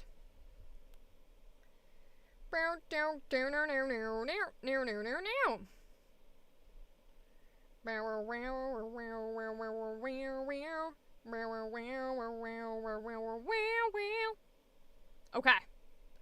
Alright, my friends, let's do this audition because, again, this one is important. So I'll read the plot again, although we have done one for them before. But here we go. In the not-too-distant future, a worldwide food shortage due to the ever-growing population threatens the human race. Every country has invested tons of money into finding a solution. As a result, new elements such as the 119th and beyond were discovered. Finally, a genius scientist in Tokyo named Hikojiro Araki succeeded in creating the 256th element. Araraginium?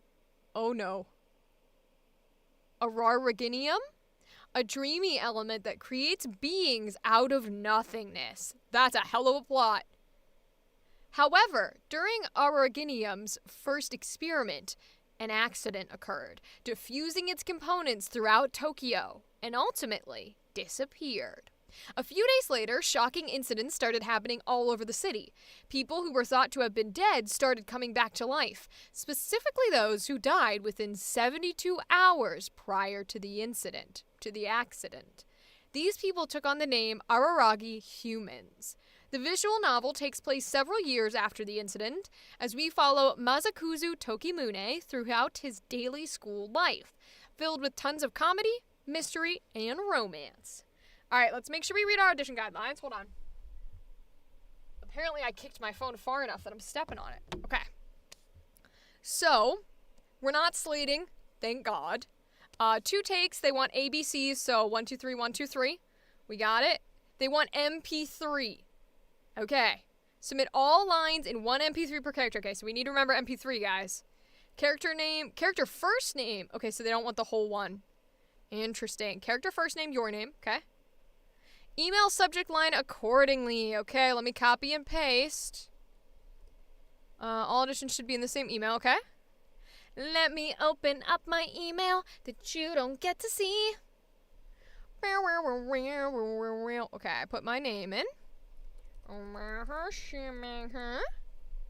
Okay. Please include the following. Okay, we're gonna copy and paste. Ooh, they want my demo reels. Cool. I love when places want my demo reels because I love my demo reels.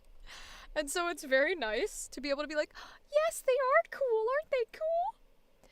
Okay, so time zone. So I'm going to say, my name is Rita Schumacher. And I have attached my submissions for 257th element to this email. I am in the EST time zone. And my social media handle is well, it's technically it's different over a couple of platforms. Okay, so we'll say is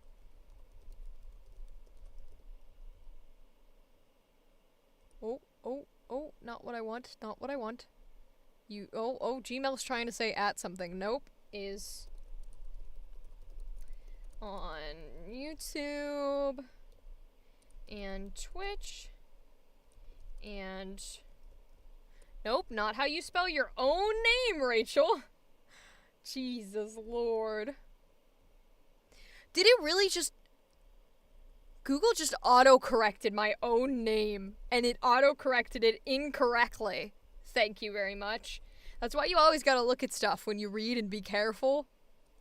Because holy Jesus, it really just did that. I was like, bro, what are you talking about? Words are hard, it's okay. Yeah, exactly. It's like, it's okay, you don't know how to spell your own name. Meanwhile, I'm like, bro, what? Bro, stop changing my name. What the fuck? It's because my middle name is an Irish last name, so it wants to spell it the extra Irish way, but what it doesn't realize is there's two forms of it for, like, the Irish way, and mine is the second form, not the first. They're both the Irish last name, but mine is A, pronounced differently, and B, I believe the less used form. Okay, so time zone done, social media handle done, website and resume, okay. My website is, let's say resume first. Is attached to this email along with my character and commercial demo reels. In America, we have 2 first names, but 2 last? Outrageous, yeah, right? Literally. Well, because the Irish last name, it's actually really funny because before I used it as part of, like, my public name, I would always, like, try and bet people. I'd be like, I'll bet you any amount of money, 20 guesses, you cannot guess my middle name. Like, but when they didn't know me well, because it's a last name, and so it's, like, impossible to guess. And if I don't give you the context that it's a last name, impossible to guess. But it's my mom's maiden name, so her dad and her mom didn't have any sons. They had all daughters. So in order to keep the name going, they made it my middle name. So I considered going by, like, it as my last name for, like, a professional standpoint. But honestly, like, I like my name. Like, it's one of those weird things where it's like, I have an attachment to and also have no attachment to all of my names. Like, I wouldn't care if someone came to me and was like, all right, you can't be called this anymore. I'd be like, all right, I'll figure something out. But, like, I just don't care enough to create a new one. So I'm like, So I just used it this way, and I think it's fine. Let's see. Oh, website. Okay.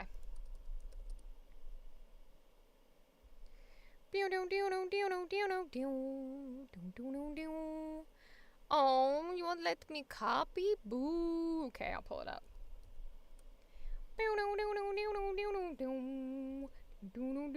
Yes, more Rachel lore.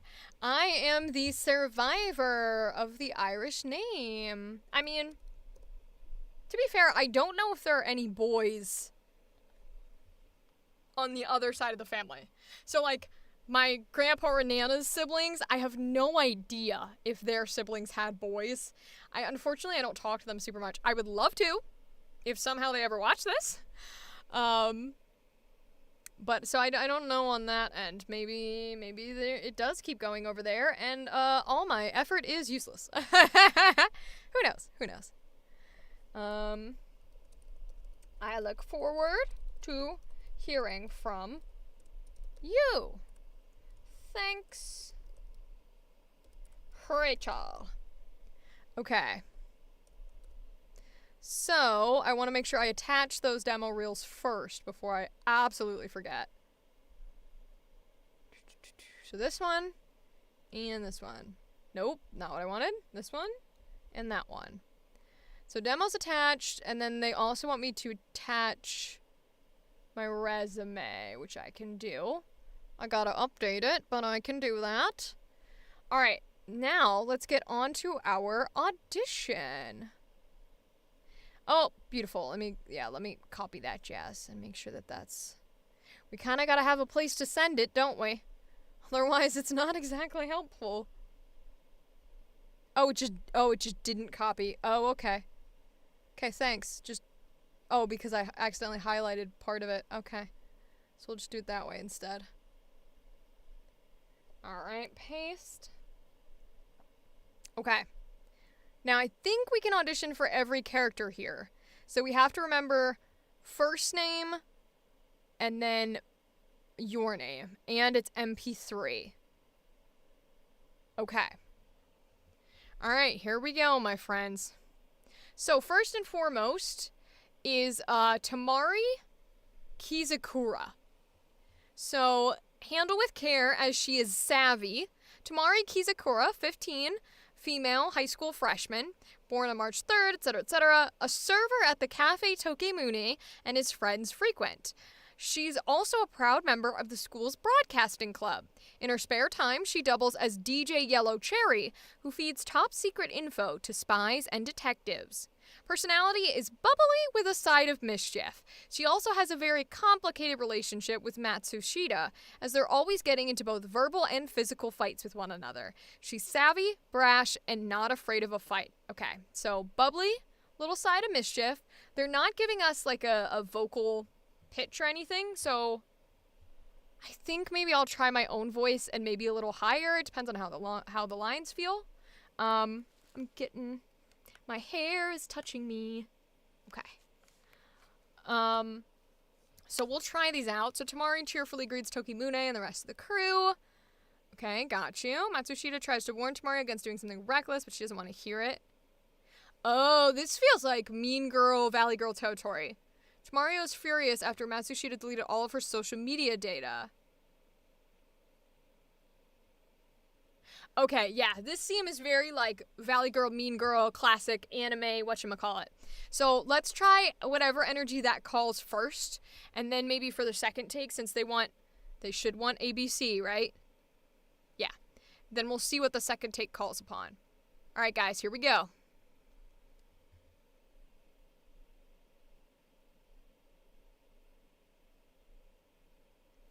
Hi, welcome. Oh, hey, Senpai! It's been too long! Shut up! You are so annoying! I can do whatever the hell I want to do. This is none of your business, you dummy. That freaking a-hole deleted all of my social media data! He just destroyed my life! So I'm gonna destroy his life as well! Get ready, bastard! I might have peeked that. Ooh, hell yeah, I did. Wowie zowie, I peeked that shit. Alright, we're gonna turn it down a little. Remember when I said I'm loud? We're gonna turn that shit down just a tad. We'll try there and see if that works. Alright, here we go. We'll try again. I think I want to go even more exaggerated with it, so let's try even more exaggerated.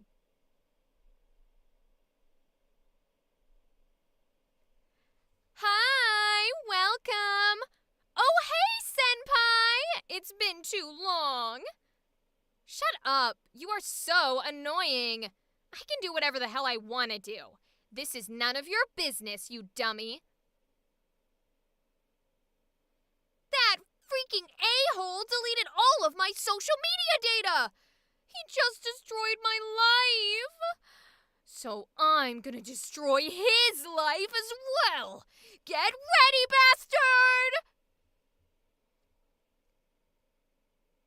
Hi, welcome. Oh, hey, Senpai. It's been too long. Shut up. You are so annoying. I can do whatever the hell I want to do. This is none of your business, you dummy. That freaking a-hole deleted all of my social media data. He just destroyed my life. So I'm gonna destroy his life as well. Get ready, bastard!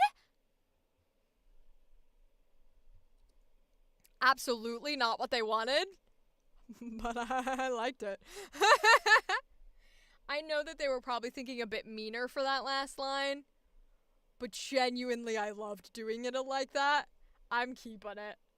I'm keeping it. It'll be an interpretation they haven't heard if they choose to even listen that far, which they might not.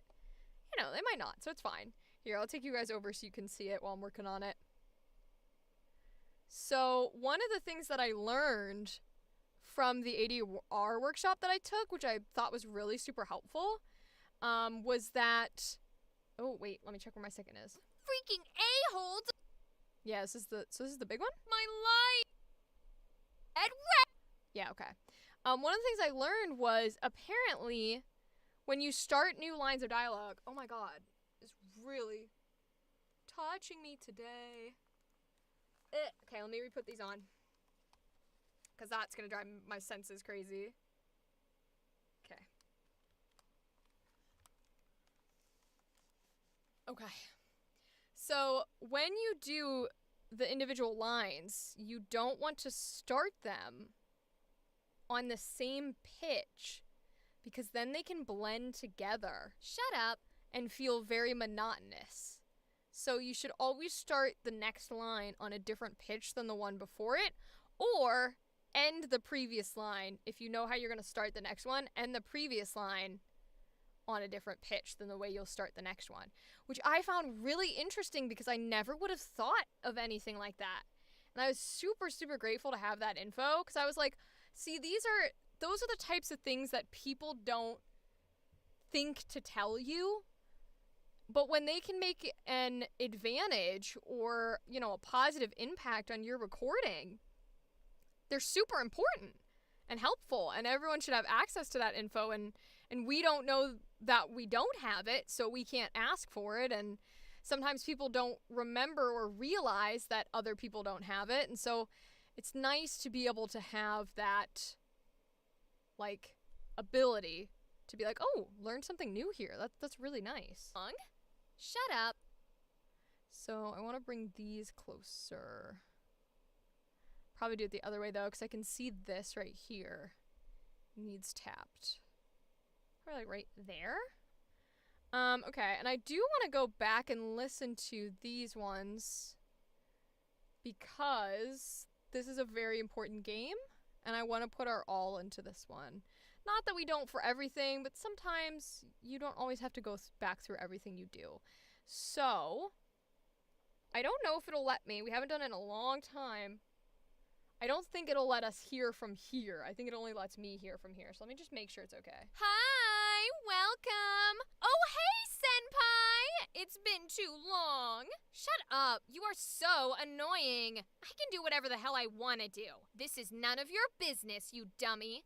That freaking a-hole deleted all of my social media data. I think we're good there. I want to check that these are close. Welcome. Oh, hey, senpai.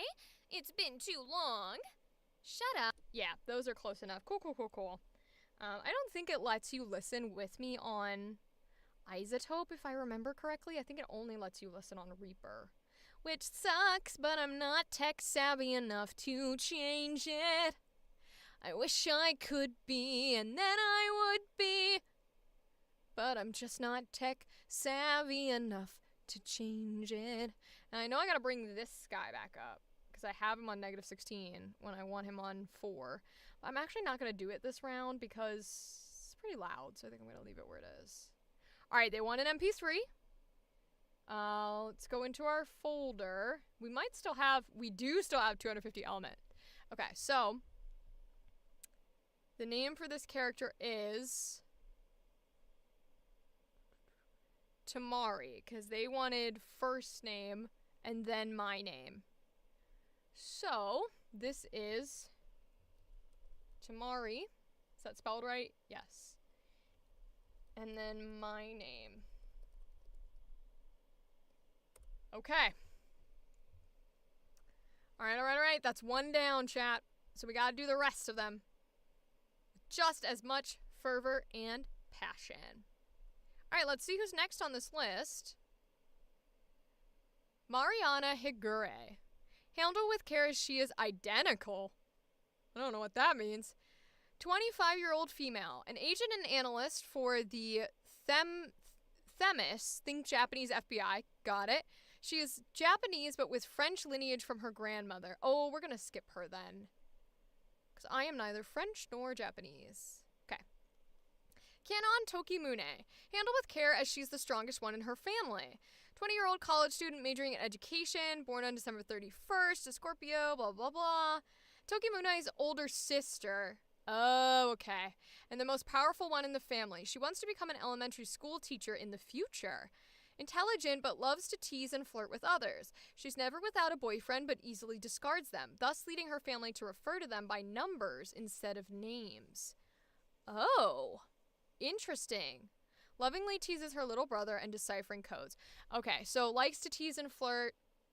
Alright, is powerful. I might go with the low lady voice for this. And actually, does this say that this is a dub? I don't understand. She's looking at.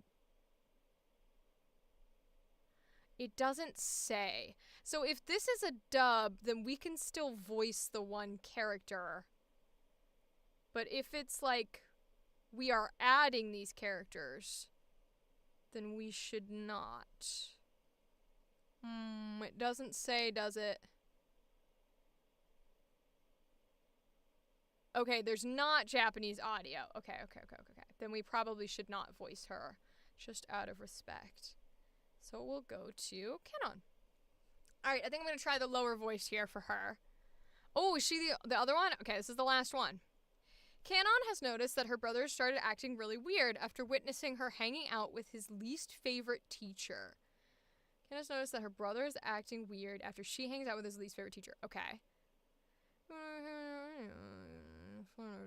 Okay, so he's a guy. Got it. Kanon teases her brother about the time he had a crush on a girl during middle school. Tokimune tries to get rid of his sister by reminding her that she's going to be late for a date. This is her response.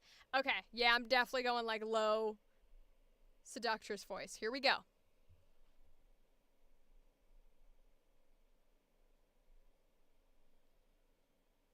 Oh my. I see.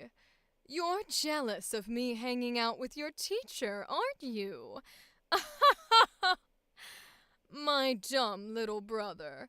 Even though I'm a flirt, I would never hook up with your teacher. So don't worry. He's just my assistant.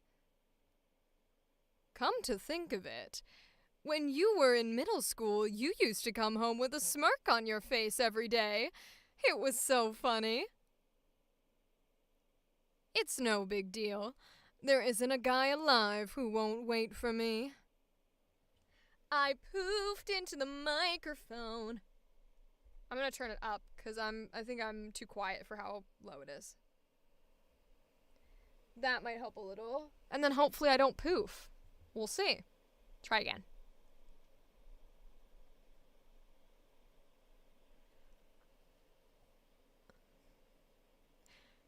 Oh my. I see. You're jealous of me hanging out with your teacher, aren't you? My dumb little brother. Even though I'm a flirt, I would never hook up with your teacher. So don't worry. He's just my assistant. Come to think of it, when you were in middle school, you used to come home with a smirk on your face every day. It was so funny. It's no big deal. There isn't a guy alive who won't wait for me. Oh my. I see. You're jealous of me hanging out with your teacher, aren't you? My dumb little brother. Even though I'm a flirt, I would never hook up with your teacher, so don't worry.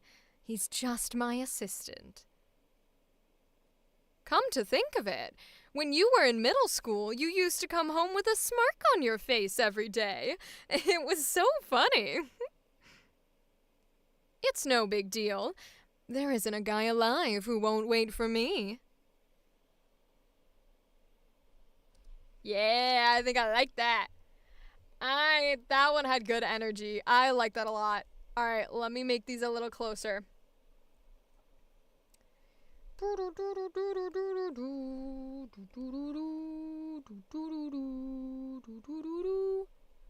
right, so this is the first half, nice and pretty. We'll tie in the second. All right, this is the second. Boop. And boop. I don't know if this is a line or not. No, that's a breath. I want that breath out of there. It's a shitty breath. Okay. All right, so I actually want to make, because this is a single dialogue line, I want to make these a little closer, actually. I want to make them a little tighter here. Wow, wow, wow, wow, wow, wow. I don't think I mind the breaths, though, here. My dumb little... I mind that one. I'll cut that one. My dumb little brother. Even though I'm a flirt, I would never hook up with your teacher. So don't worry. He's just my assistant. Come to think of it. Ooh. Yeah, I hear what she's saying now that I took that class. I hear how I'm starting kind of like on the same line, the same note there. That's really interesting. It's no big deal. Huh. Oh my. Yeah, wow, that's interesting. Alright, I'll keep these a little tighter. I want to take out this big breath. Well, hopefully it'll be okay for these auditions. Maybe they'll know what vocal tone they're sort of going for right off the bat. And hopefully I'll be the vocal tone. Little brother, even though I'm a flirt, I would never hook up with your teacher, so don't worry. Oh, I poofed. No way. Even though I'm a flirt, I would never hook up. God damn it. All right, let's do it again. I poofed. These have got to be nice, pretty ones, so let's make sure we get them right. All right. We can do this. I know we can. We can do this. Here we go. Here we go. Here we go. Here we go.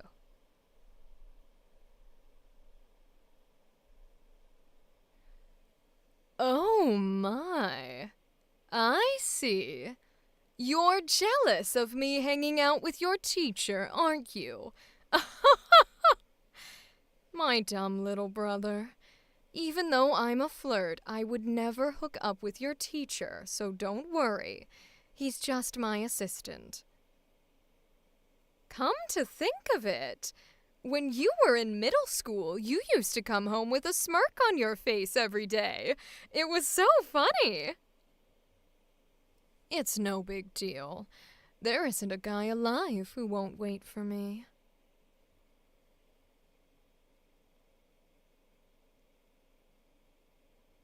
Oh my. I see. You're jealous of me hanging out with your teacher, aren't you? Oh, my dumb little brother. Even though I'm a flirt, I would never hook up with your teacher, so don't worry. He's just my assistant. Come to think of it, when you were in middle school, you used to come home with a smirk on your face every day. It was so funny. It's no big deal. There isn't a guy alive who won't wait for me. Okay. Hopefully we didn't poof in that one, and I tried to keep the beginnings and endings of the lines at different tones and pitches to help it read a little better. So let's go up to the front first and zoom in to make this one big chunker much better together. Whoops.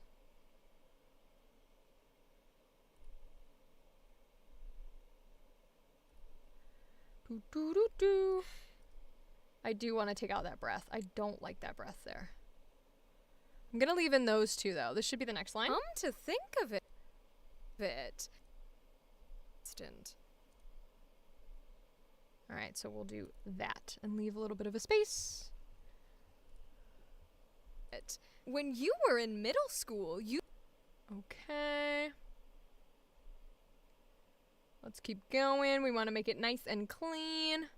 Oh, I must have zoomed out a little. Let's see. It was so funny. Yeah, so we'll go to like there. And then I probably want to take out that one. It's no big deal. There isn't a guy alive who won't wait for me. Yeah, that's pretty good. Okay, that feels a little bit closer. I would even argue to make these a little closer. I don't want to make them like crazy tight, but I do want them to be decently tight. Okay. So let's go to this chunk now. Bring these a little closer too. I would... Yeah, that's the part that I fucked up. Thank goodness we remember that so we can take it out. Brother, even though I'm a flirt, I would never hook up with your teacher, so don't worry. Yeah, I'm gonna leave the breaths on this one though. He's just my assistant. Yeah, I'm gonna leave the breaths because I think having them in the second one will be a little bit of variety. It was so... Let's see. And then we will chunk this one. Then make sure this ending's good. I think I can probably take this breath out. Because that breath is probably too much. Let's see. It's no big deal. There isn't a guy...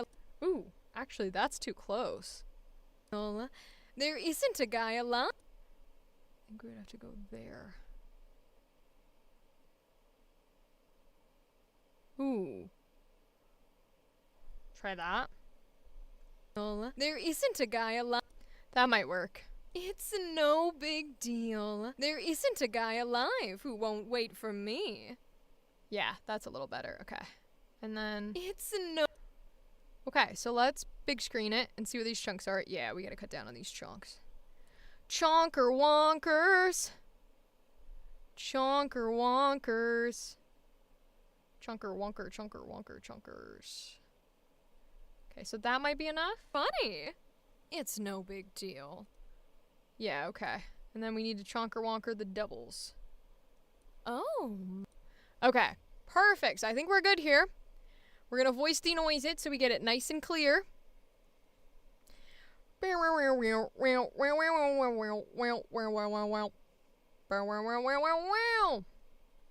we want MP3. Let's see. Go to our audition folder. Alright, and this character's Kanon, right? Yes, Kanon. Okay. Because I only want that first name. Kanon, and then my name. Okay.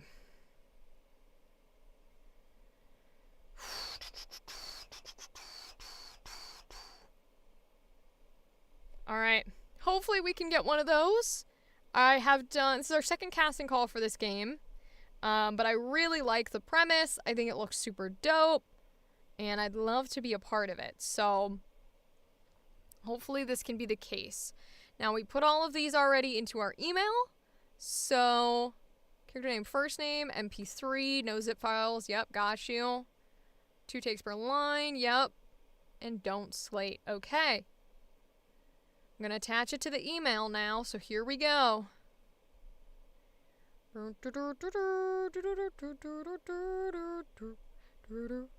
Okay, Kanon and Tamari.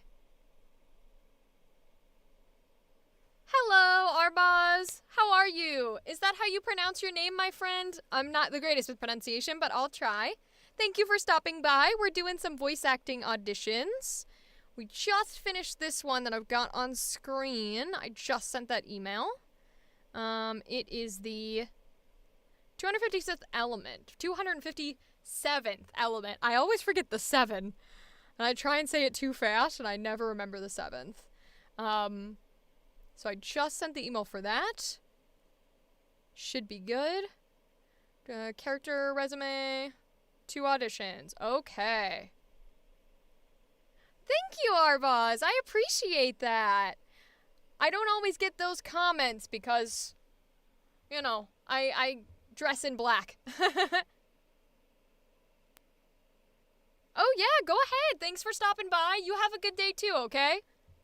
I appreciate you. All right, let's see.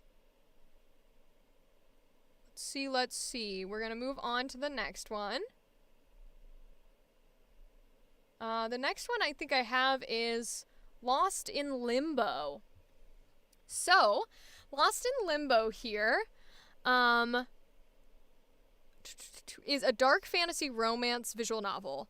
It's also a tome, which for folks who don't know, a tome is like a female-centric romance rather than male-centric. So we love this jazz. 4-person indie developer studio. Tells the story of our main character, River, a human abducted by mysterious forces and sent to the realm of Limbo. Together with the 7 sovereigns, almighty gods of Limbo, the player must unveil the mystery behind their summoning to the realm between, find a way back home, and prepare to face the dangers of a world at the verge of collapse. Okay. Let's see. 7 love interests and a secondary character for the upcoming free demo and trailer. Okay. Some emotive sound bites. We love barks. 17 plus. Let's see. Relationships, depression. Implicit and suggestive sexual scenes. They don't say NSFW, so we'll audition. We'll see how it goes. Because that's very vague. Toxic family relationships, anxiety, depression.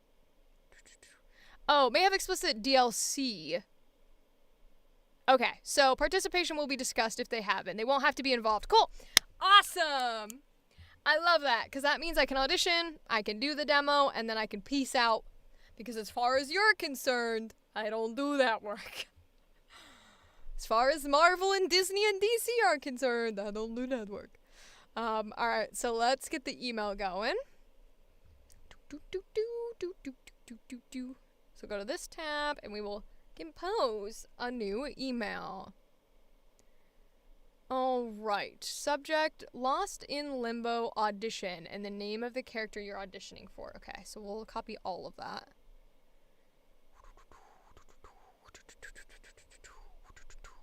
Lost in Limbo audition, and I don't know the name of the character yet. So, we'll title our email, Hello, my name is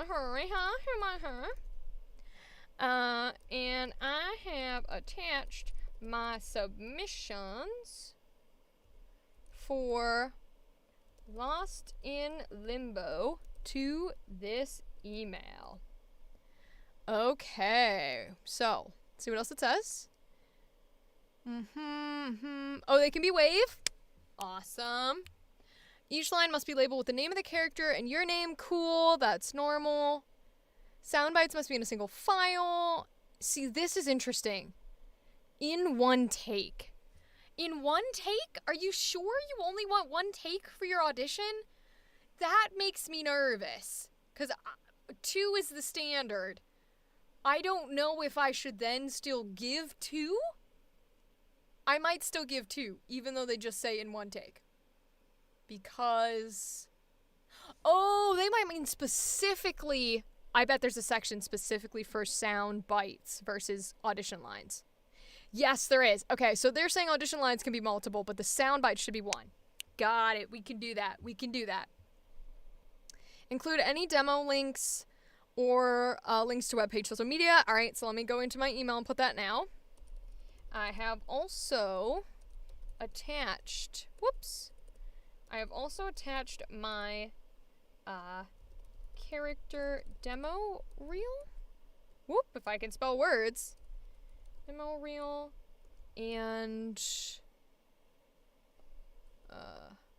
And my website is linked below. You can find me on YouTube and Twitch under my name, and Instagram and TikTok under my other name.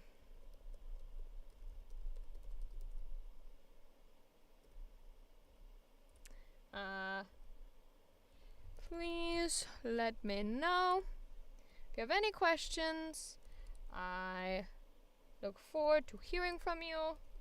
Thanks, Rachel. Alright, let's see what else they say. You gotta just for more on the character. Please don't edit, alter your voice. Cleanups and cuts. Cool. Yeah, okay. 1 for the sound bites, 3 for lines. Cool. Portray them how you want. Okay.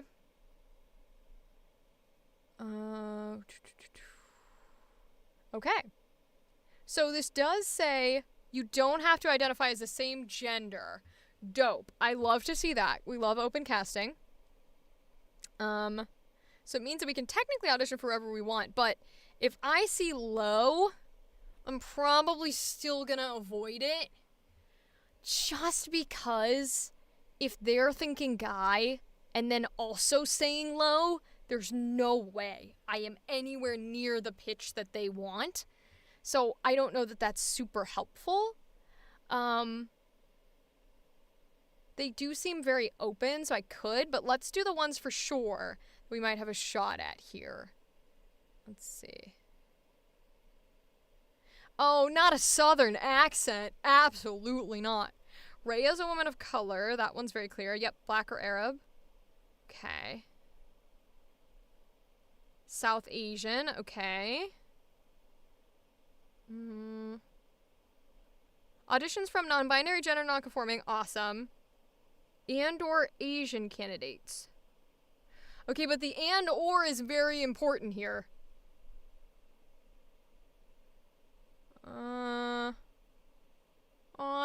I know it says that, but I will skip it. We'll go with from Asian candidates. Here we go. We'll go with the they, them, non-binary classic. With nothing attached, the mysterious seer. Not much information about the figure that greets River in a mysterious occult shop. The only known thing is that they were the beginning of everything, and also the ending. Mid or low, mysterious, a bit seductive and breezy. Calm and soft-spoken, smooth. Well, we can do our seductive again. That's pretty easy. Let me make sure I put mysterious seer in my email title before I forget. Let's see. Mysterious seer. Okay. All right, let's give it a shot.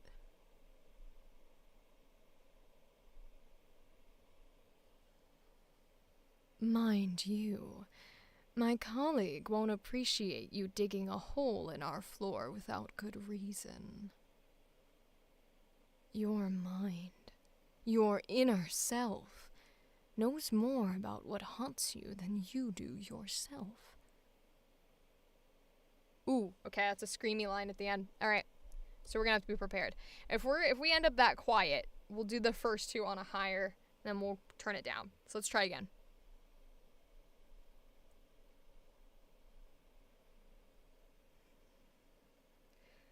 Mind you, my colleague won't appreciate you digging a hole in our floor without good reason. Your mind, your inner self, knows more about what haunts you than you do yourself. No! This can't be happening! Not like this! Ah!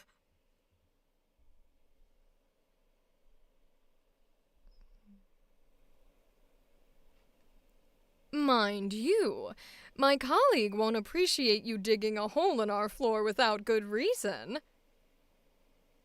Your mind, your inner self, knows more about what haunts you than you do yourself.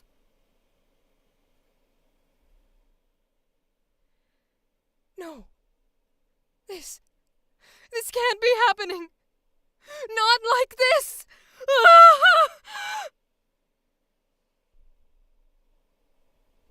Okay, now let's make sure I didn't peek. No, I still peeked. Shit, we'll have to do it again. Hi, Dark Mecha. Glad you're back. Glad you're back.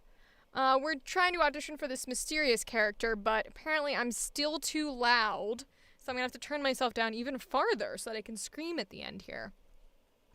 So we'll start in the current volume, and then we will try and turn it down even quieter for the yelling. So here we go.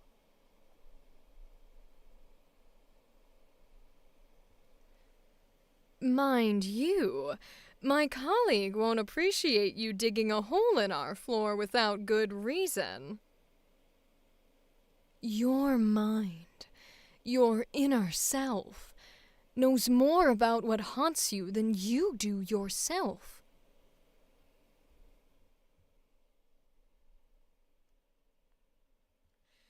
No! This can't be happening! Not like this! Ah!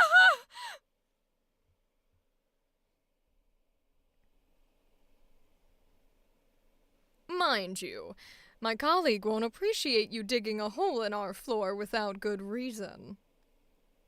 Your mind, your inner self, knows more about what haunts you than you do yourself.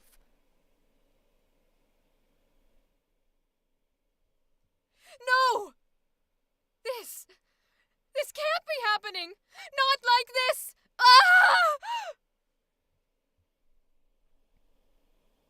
Okay, let's see if we peaked there. Hopefully we didn't peak. Okay, second one's good. First one's good! Right now you want to go eat an Oreo ice cream and see your cat. Literally. Oh my god, that is like the energy of what is happening.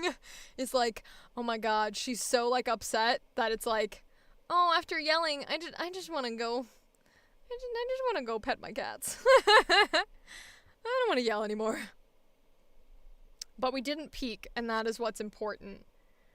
So this should not be the piece we need, yes? Okay. Yeah, this is the piece that we need. So, let's clean this up so that it's nice and clear. I do want to tighten these ones a little. Tighten that up, make it nice and smooth. And you can, yeah, my computer's doing a hard time running, so you can hear him a bit in the background, which I think is what this is. But that's okay, it happens, it happens. Let's tighten that up. Is that a breath? It is a breath. I could keep it for that moment, though, because she's upset, so I think I'm going to keep it. And then take two. Well, we can make it tighter than that.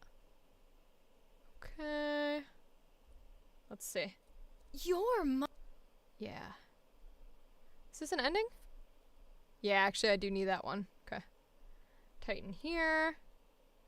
I want this tighter. I don't want all that space in between her yelling. I want her to be quick and upset. So let's listen to that. No! This can't be happening! Not like this! Ah!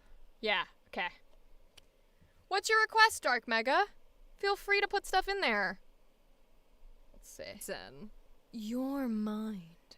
Your inner. Those are pretty good. And then this is our... No! Yeah, see, I want that breath there. I like it. I think it adds to the sincerity of the moment. Okay. So that's pretty good. So I think we're going to send these ones in. So we'll voice denoise that. Now I think they want the sound bites on a separate line. So that should be okay here.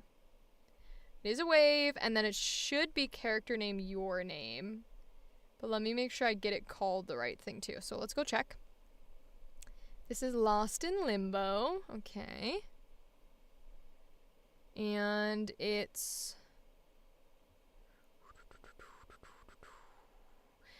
yep, character name, your name.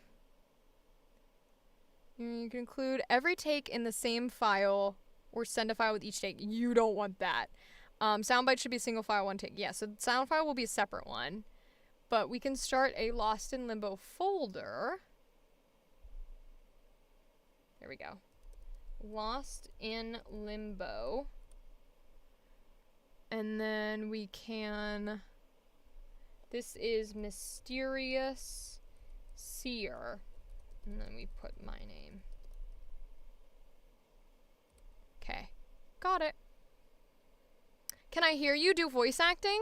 So the only way I listen to other folks do voice acting or acting is either you have to be a part of my Patreon or you would have to be accepted into the live acting coaching for the hour. Otherwise, I don't listen to people's voice actings or give feedback on them. That's strictly like Patreon perk. So unfortunately, no, I don't do that. But if you have anything in general where you're like, oh, I think I have trouble with pacing, or I have trouble with sounding mean, right? Things that are more generalized, I can help you with. I just can't listen to the actual audio. So let's see here. Oh, I gotta do sound bites still. Okay.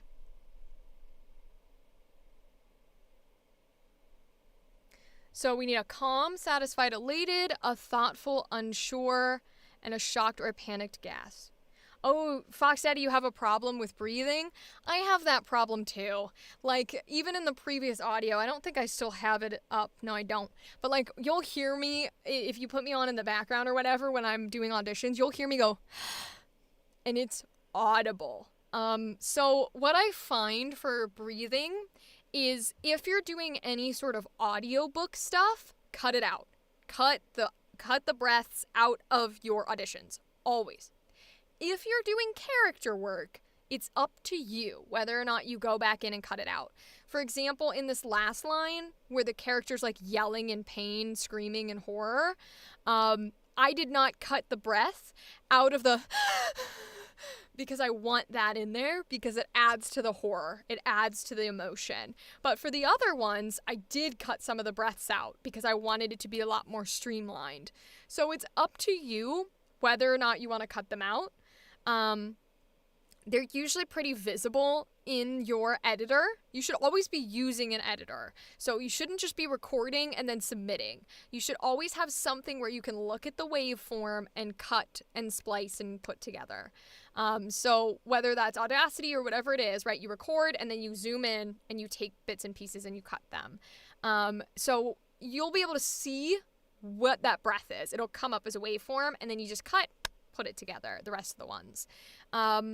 When it comes to not actually making breath sounds in doing the dialogue lines or when you're auditioning, unfortunately, it's not, you can try to practice it out. I hired Vixie for my edits. Maybe I should fire her. Oh, that's so funny. You can't fire her. She's adorable. It's in the clause. Cannot fire as long as I'm adorable. When it comes to actually not breathing in your auditions and in your dialogue, unfortunately, that would just have to be something that you focus on practicing. I personally don't practice it. Because of how audible and how often I breathe when I talk naturally, not just when I do auditions, but normally, like right there, you can hear it. I have decided that the benefit of practicing not taking huge breaths in my recordings does not outweigh the amount of time and energy it would take to practice it. So if I thought that the energy, the time, the commitment that practicing not audibly breathing in my recordings would be worth not having the breaths in the recording, I would do it. I would focus in on it. I'd practice it. I'd work hard. But for me, I just don't think it's worth it. So I would rather go in after I've recorded and cut out my breaths than worried about it beforehand. Just kind of depends on how important it is to you and how valuable it is to you. For me, it's I don't care enough.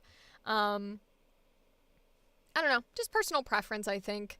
And I know that it would take me a lot more effort than it's worth to try and take them out of my natural speaking. Because I don't breathe in my nose to save my life. Or even when I do, it's often still audible if I breathe through my nose. So, like, doesn't help me.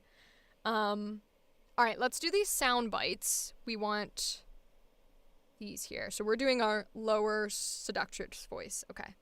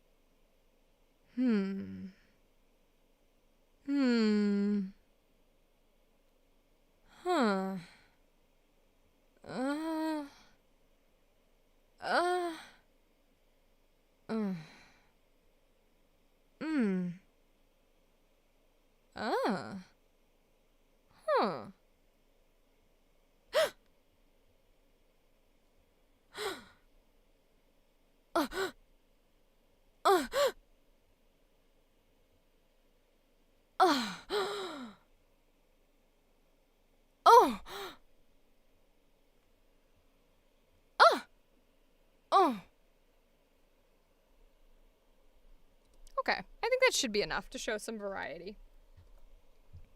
I love doing sound bites because it doesn't matter what your sound bites actually represent. If you're just listening to those, they will always sound bad. Like, if I'm not saying dialogue, sound bites will always sound bad. It's just kind of how they work. Even when I'm screaming, like, when I did work for Studio YG Crow, who is a lovely, lovely group, for one of their animations, one of their pilot episodes, my character had her arm ripped off, and so they had to have me scream.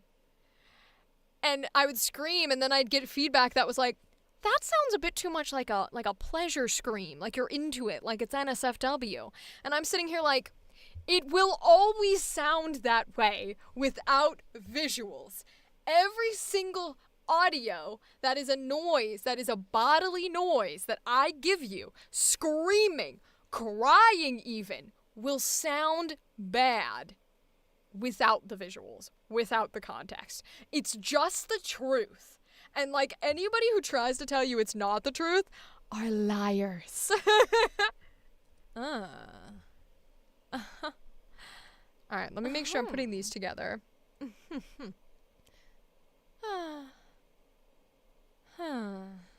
Is this the unsure part? Yes, it is. Okay. I always forget to switch you guys over. Sometimes I think it's cool, all the little editing stuff. Sometimes trying to piece it out or watch it happen, especially if you're not very sure about what goes on. So I try to bring folks over to the editing side as much as I can. So this is the second group right here. So let's make these nice and close.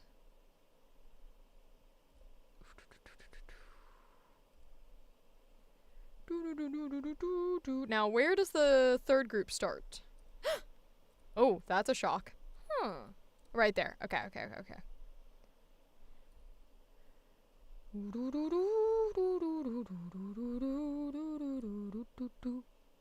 So this needs to go back here with these. Okay. And then we can bring these a little closer so that they're nice up and tidy. Okay, cool. So we'll go ahead and voice denoise these. And then we can send them through. Did they say they wanted the sound bites labeled in a specific way? Let's check, because I don't remember if they did or not. Sound bites must be in a single file, one take, labeled name of the character and your name, and then sound bites. Okay. So we're just adding sound bites to the end. Got it. Okay, so this is Mysterious Seer. My name. And then sound bites. Okay. Alright, so then I should be able to attach them here. And then we also want to attach character demo reel. Okay. Lost in Limbo would be here. Attach both of those. And then attach the demo reel.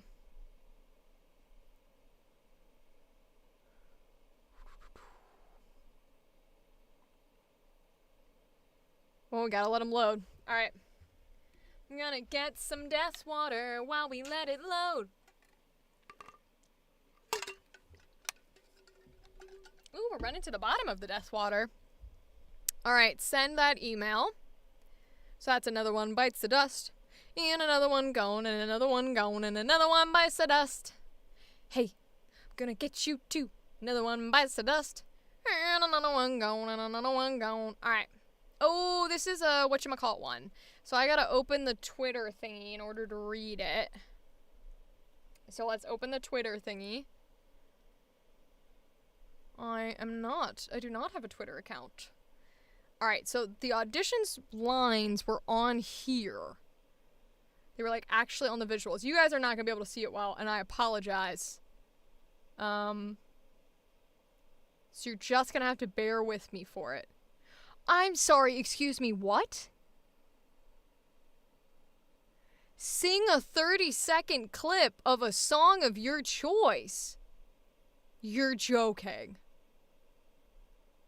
Nope. Okay, that's not happening. I'm not singing worth shit. Absolutely not. Alright, let me bring us over to some casting call club then instead, because I ain't singing. There's no way in hell. Absolutely not. No, we need the vocals. Fox Daddy, I appreciate you, but like, I am so much on the line of like, not really a singer, that two things would happen. The first would be that I would pick a song where they would listen to my audition, where my audition is all, yeah, let's do this thing. Oh my goodness, I'm a video game character. And then the song would play and it would be all, yeah, like, and then go, whoa. How does one even train to do songs? Oh, I had one of my friends, I had her for a roommate for a bit, and she was like professionally vocally trained. Like, name an artist's style, she could sing it. Shakira, Britney Spears, Ariana Grande, Beyonce, Olivia Rodrigo, name a style, she could do it. And then she was also a trained opera singer. It's shit you have to work your ass off at.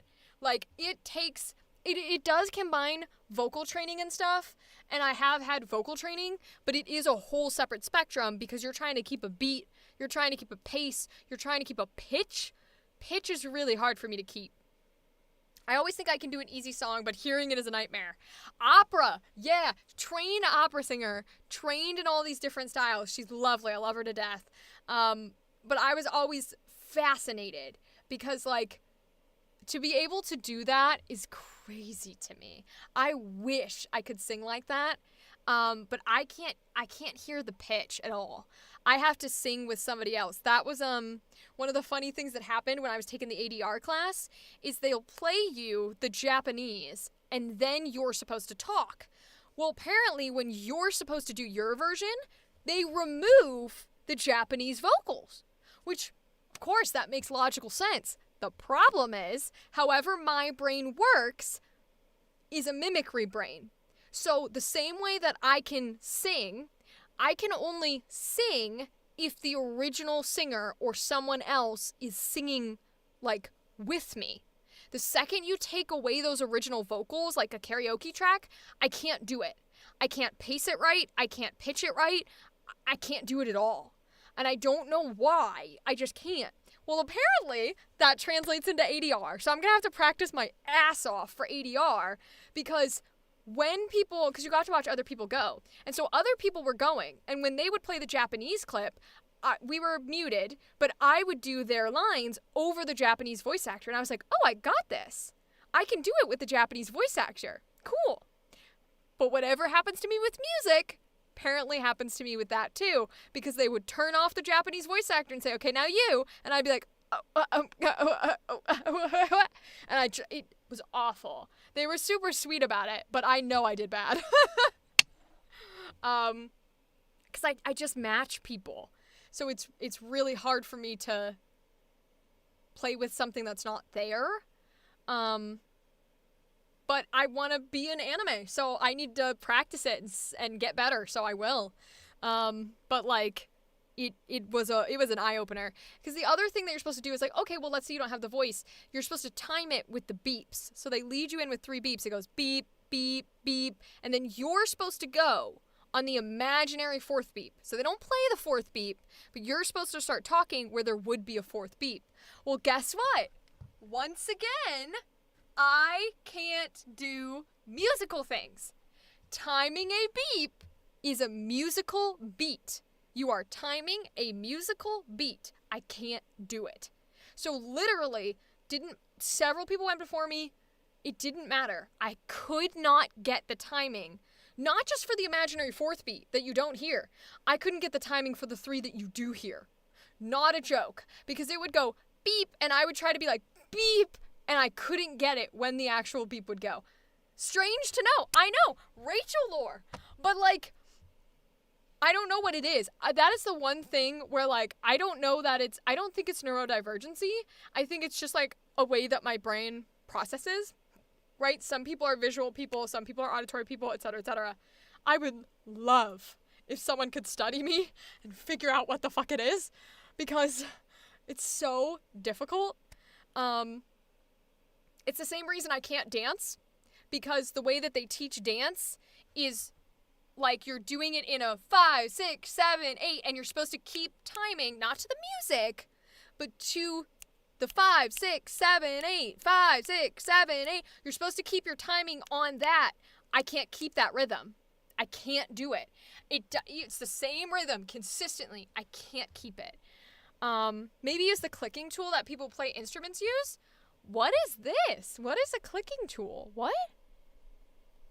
Oh, do you mean a metronome? Are you talking about a metronome?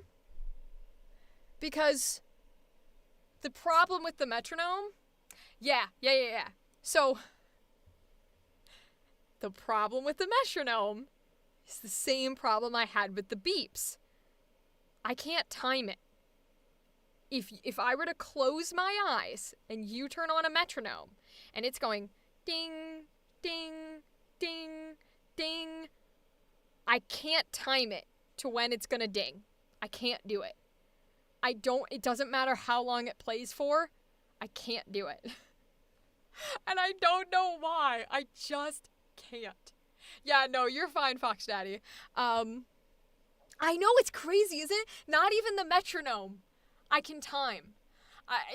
I like a clock ticking. I don't think I could even time a clock ticking. I think I'm like either too fast or too slow with clock ticking.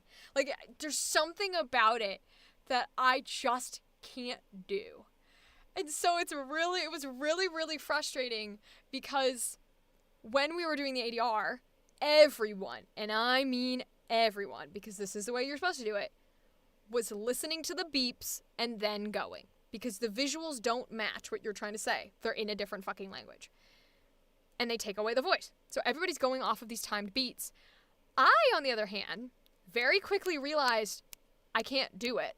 So I was taking the 0.2 seconds that you get to watch the original Japanese and having to memorize visually where I started and where I ended and where pauses were in between, because I couldn't match the beats at all. So it was a matter of literally being like, there, I start. That one, I start. He turns, I start. Like, and in milliseconds, because again, you're not supposed to do it that way. So they would show, not joking, a second's worth of the screen. Like, if your line was, oh, big golly, I don't know how to do that, the scene might be 2 seconds long. They show it to you once. And then they're like, okay, are you ready to go? Now, thank God this was practice. So she would let us watch it as many times as we needed. but I would always have to do like at least 2 because I'm sitting here trying to memorize the visuals because I can't time it. And I don't know why. I've just never been able to I can't do timing. I don't know. I'm always the person in the clapping parts of songs that fucks it up. I cannot do it. I think that'd be a fun thing for people to study, to see if they could ever figure out if there are other people like me or if there's something like crazy happening. I would love to be studied for that in particular, because it feels like it shouldn't be something you have to practice, and yet I have to practice it, and I just find that strange. Like, I know there are things in this world where we think that people can automatically do it and it's easy for other people, and then we learn that actually no, those people did work at it. It's just they're not telling you that they worked at it, right? We have the assumption they're automatically good. No, they're not. But I genuinely think keeping a time or a rhythm is not something people work at. Like, I think normal people can just do that. And I'm like, what do you mean? What do you mean normal people can do that? I mean, I know I'm not normal, but damn. Oh, yeah, it was... No. I'll have to try the metronome, though. I wonder if I could even keep it. I wonder if they have digital metronomes. I want to see if I can pull one up now. It's the Irish in me. You know what's so funny? When I was little, my mom put my sister and I in Irish dancing. Now, my sister did it for a while, but again, I'm not the sporty kid, so I fucking hated it. But I did do Irish dancing, but I don't think I ever got to the level where... No, I'll tell you what... So, I don't know if it happens in more advanced Irish dancing, but when I was little, and I was the highest route that I got to, they did not use the Western method of 5, 6, 7, 8, 1, 2, 3. They didn't use that method for Irish dancing. So, I don't know if that's just a Western thing, and maybe I need to try other forms of dancing, although Ireland is the West, but you know what I mean. They didn't use that for Irish dancing. When I was little...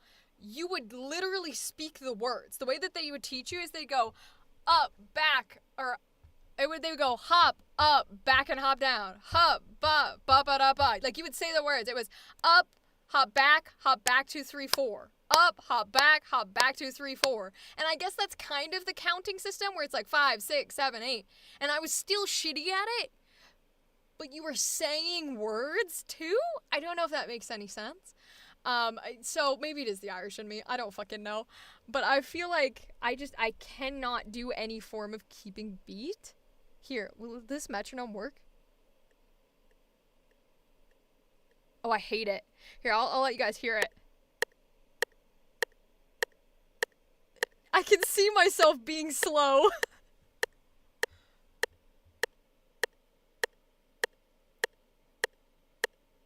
But I see I'm looking at it. I shouldn't look at it. Like, I can't do it. Fuck. Oh, I hate it. I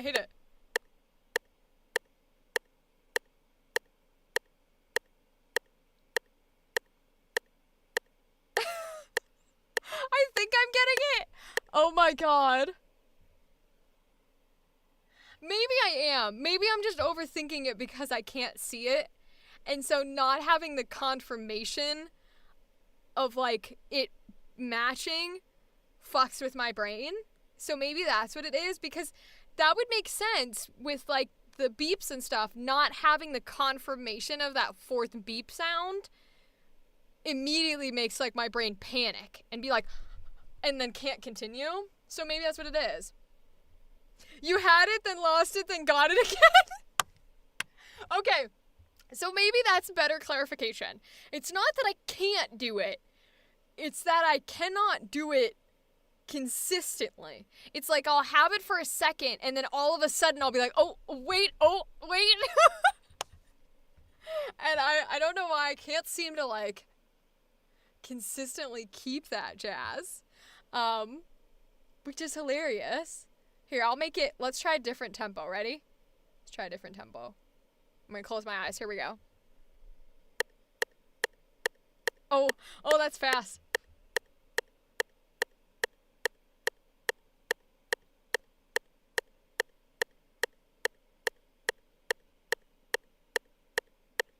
I think I have it.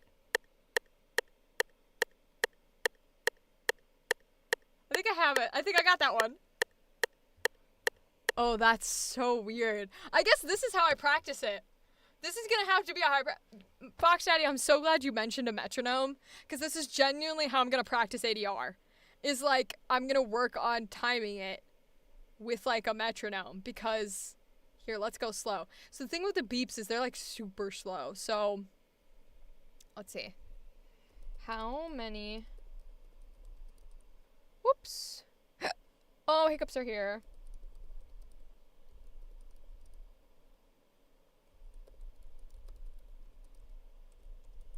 Let's see. 3 1-frame beeps, 20 frames apart. Oh my god. I thought they were supposed to be every second. They didn't feel like every second. So the slow ones get you. You did well with the fast ones. Oh. That would make sense because the beeps in ADR are like so slow. Let's see if I can match them.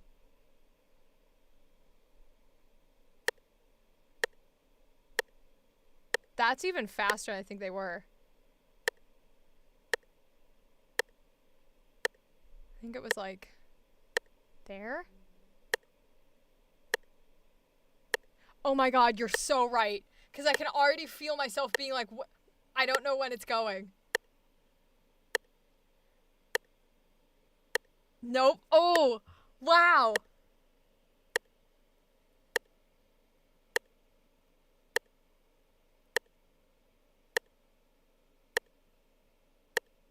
You are so right. Yeah, you are so right. You lost tempo too. Okay, you're 100% right. It's the pacing. Holy shit. Fox Daddy, you may have just solved my whole crisis. I was having a whole crisis after my ADR lesson. Like, this is the shit I want to do and I'm so shitty at it. I think you just solved my whole crisis. It's the speed. It's genuinely, yeah, I'm thrilled because it's genuinely the speed. Because the fast ones I seem to get. Let's see. I'll turn it up super fast. Let's try it.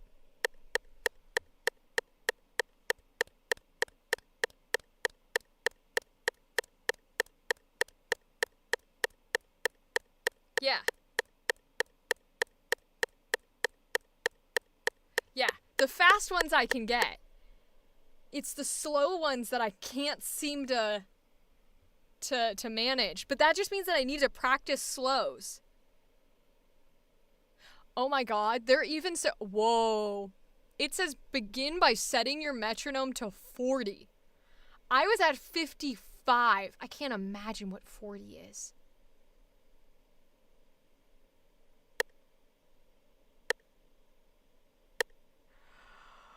That's too slow.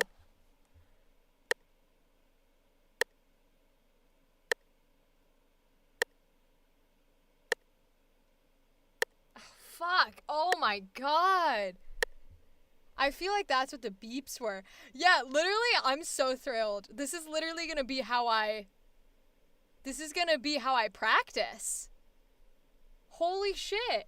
I'm gonna practice I'm gonna get a tiny baby metronome, or I'll pull it up on my phone.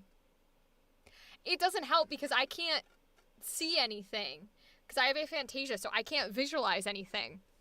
So I would have to have an actual video of it tapping in front of me. And that might be a little bit of why it's so difficult, is because I'm going solely based off of sound estimation. So it's kind of like I'm trying to memorize the silence, which is really hard. I don't know if you've ever seen those games where they're like, close your eyes and then I'll put a timer on and raise your hand when you think you're at 1 minute. That kind of stuff's really difficult for me. Could have something to do with the fact that I can't visualize stuff, so I don't have anything that's keeping track of it. So it's just how long can I think this silence is. That's really, really hard for me. I guess it's hard for anyone, but kind of how it goes. I'm going to practice with that, though. Yeah, that's the thing is, I think the anticipation of this is when it goes. this is when it goes, is what throws me off, because sometimes I'll hit it, but there's a part of me that's like, because it's so slow, I want the tone to linger a little, right? Because it feels so like fast of a beat for such a long in between that I have this moment of like, where I don't quite hit the note because I'm like, I think it's going. So yeah, I'm gonna have to I'll have to practice with the really slow stuff, and then I'll update you how I'm doing. I'm gonna get a little baby metronome. Until it literally curses my brain like I am in a copy pasta. I swear to God. Oh, we're leaking. Teamwork, yes! Teamwork for sure. I am very excited about it because I was like, how do I practice ADR at home? That is how. That's gonna be how. Damn. And hopefully that will help. See if I can find something that'll give me the timing for it, but I think if I just try slow, it'll be okay. Let's see.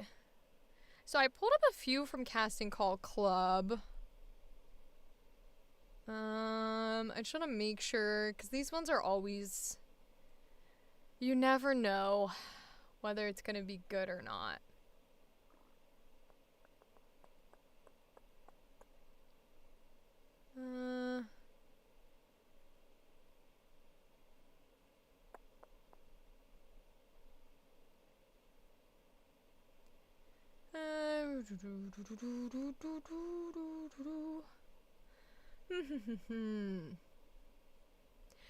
I feel like I auditioned for this one, but I might be wrong.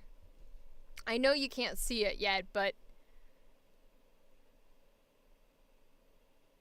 maybe I'm incorrect and I did not audition for these. Oh, I do not know.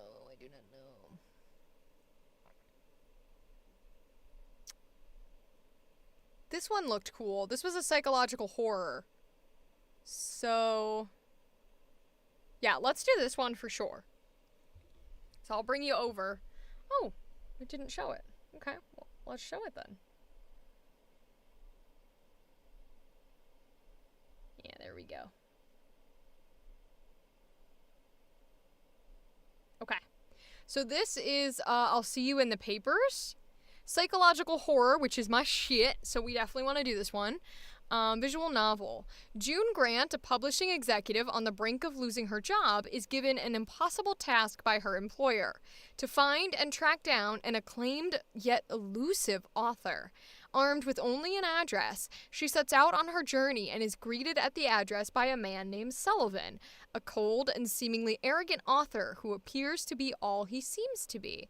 However, the story takes a psychological horror thriller turn, and it becomes clear that Sullivan is hiding something much deeper and sinister than meets the eye. As June delves deeper into Sullivan's past, she discovers that he's hiding a dark secret that has plagued him for years. He's haunted by a traumatic past that has left him emotionally scarred, with behavior that is erratic and destructive, and it becomes clear that he's instead a deeply troubled individual. Okay.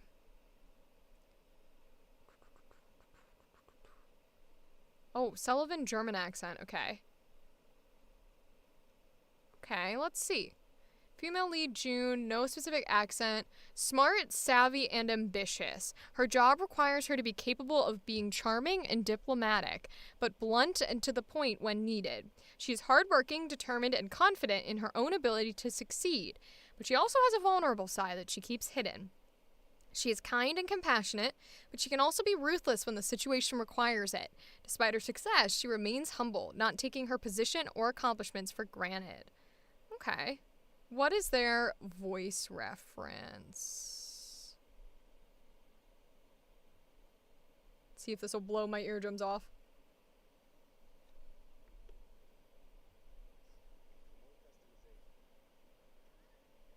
Oh, it's Megara. Their voice reference is Megara from Hercules. Okay. So we're just gonna go low, but I don't think we're gonna go seductive. I think we're gonna do like a, does this asshole really think he can treat me like this type of energy? And then we might do my voice too. We'll see. Give it a shot.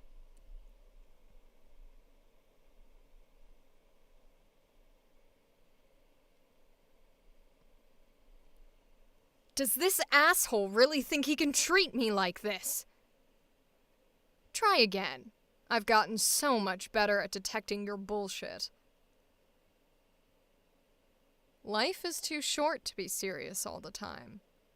So, if you can't laugh at yourself... I felt that one. I was like... We're gonna do that again. It's a bit of my voice, a little lower, but it's mostly my voice, so let's try it. Does this asshole really think he can treat me like this? Try again. I've gotten so much better at detecting your bullshit. Life is too short to be so serious all the time. So, if you can't laugh at yourself, call me. I'll laugh at you. Does this asshole really think he can treat me like this? Try again. I've gotten so much better at detecting your bullshit. Life is too short to be serious all the time. So if you can't laugh at yourself, call me. I'll laugh at you. Oh, I like that. That's fun. Okay. We'll tighten these up a bit. First cut is the deepest. Baby, I know. Why is it that song? The one I was listening to today was, oh, we oh. The anger inside. Oh, we oh. Just like Jekyll and Hyde. Oh, we oh. There's a demon inside. Oh, we oh. Just like Jekyll and Hyde.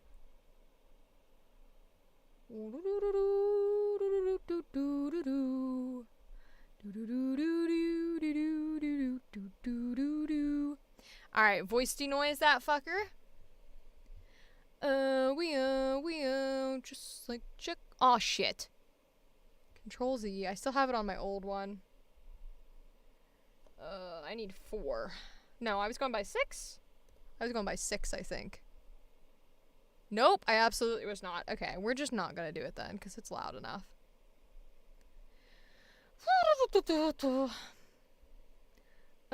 We oh. There's a demon inside. Rachel, I won't record a 30-second song. Also, Rachel, here's me randomly singing while editing. You're correct. You are 100% correct. You read me a little too well. Excuse you? Oh, Lord. I feel like if I might still submit an audition. I just feel like I can't do the singing live because it takes so much energy to try and be, like, correct about it. I know it's all love, I know. Oh, Lord. Rachel Schumacher, okay. I would just want to be so correct and so good and so nice, and I would judge myself, and I don't want to judge myself while I'm live on stream. So I won't do that. Where am I at? I need to go to auditions. And this was, I'll see you in the paper. Okay. We just like Jekyll and Hyde.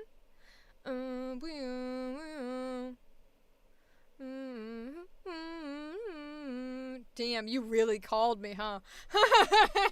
Me sitting here, I'm like, damn, you called me. I should just send them a clip of, oh, hold on.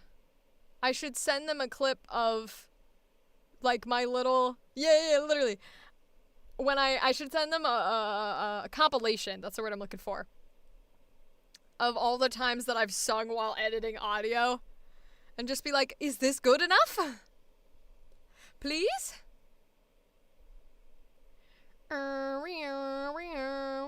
Like Jekyll and Hyde. This is the other one I was looking at. I feel like I've auditioned for this. Rebirth in Arcadia sounds so familiar.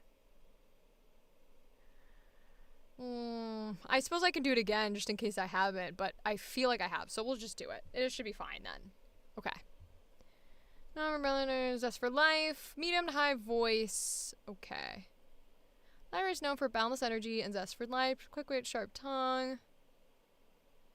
Values camaraderie and teamwork. Understanding that true strength lies not only in one. Okay, so we'll do a high and then we'll do a medium. Oh, there's a demon inside. Just like Jekyll and Hyde. Okay.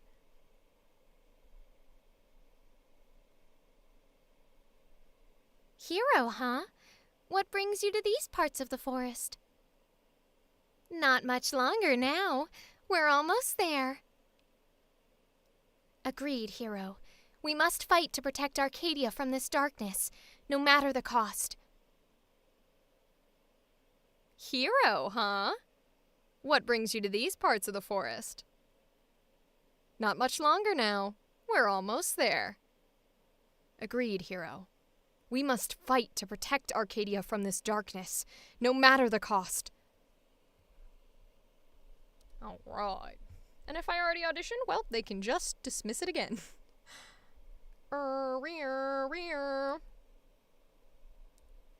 There's a demon inside. Just like Jekyll and Hyde.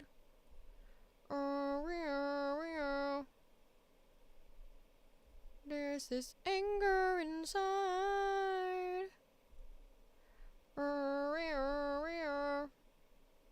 I feel like Jekyll and Hyde.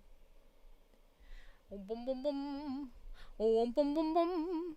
If he doesn't scare you, no evil thing will. Cruella, Cruella de Vil. God damn. Oh, Lord.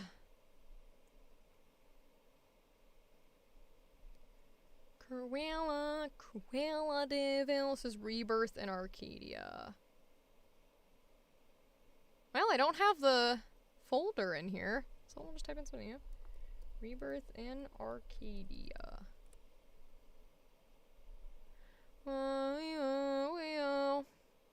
This is Lyra.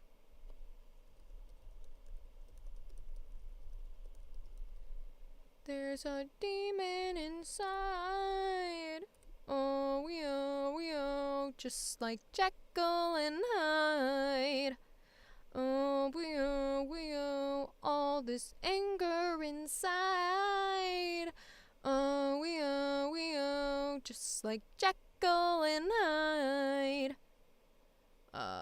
Rebirth is down here. Submit. I feel like I should turn the music back on. So I feel like it's probably annoying being like silent.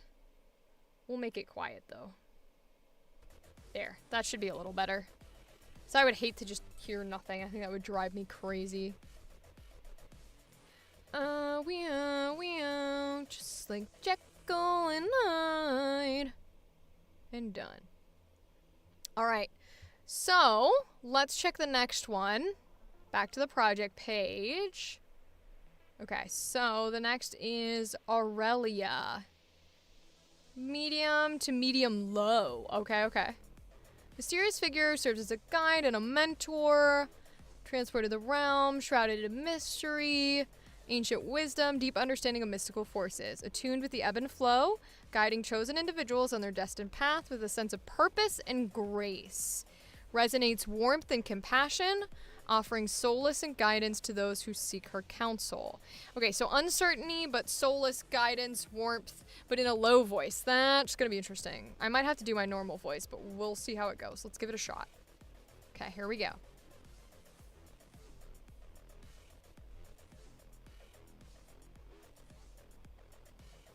Welcome, hero, to the realm of Arcadia.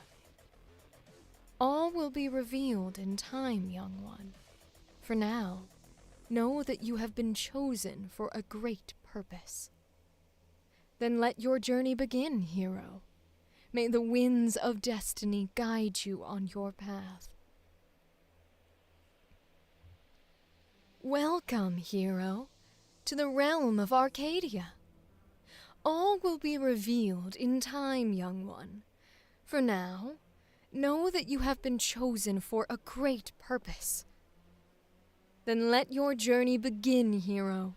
May the winds of destiny guide you on your path.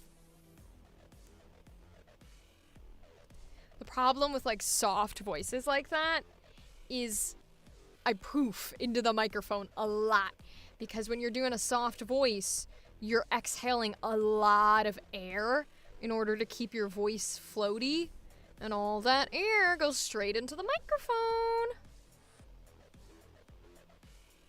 Oh, doing awesome, Rachel. Thank you, Big Ben. I appreciate that. Sometimes we need to hear that, because we don't always feel that way. So I appreciate that, Big Ben. Oh yeah, let me take folks over so we can edit. I hope you're still doing well, Big Ben. I don't know how late it is for you, but it's late for me. Let's see. Oh. There's a demon inside. Oh, just like Jekyll and Hyde. I'm also wondering if that voice was low, like they wanted. It's not too bad. It's probably as low as I'm gonna get with the type of warmth anyways, so I think it'll be okay. Oh, there's a demon inside. You're good? It's 12 a.m. where you are? Okay. As long as you're still okay, because I know that can be late for some people, because some folks work and stuff. I know one of our lovely new folks, I don't know if she's here tonight, but one of our lovely new folks works the night shift, so she tends to be okay watching, but she doesn't watch until like late in the night, so it just kind of depends. Want to make sure everybody's okay when they're here, and that they're not, you know, staying up for no reason, because that's never helpful. Oh, there's a demon inside. Oh, just like Jekyll and Hyde. This is Rebirth. And this character is Aurelia. Okay. Aurelia. Oh, all this anger inside. Oh, feel like Jekyll and Hyde. Alright. That's hers done. So let's see what we got now. Oh, I think there's other ladies on that casting call. We'll find out real fast. Save and done.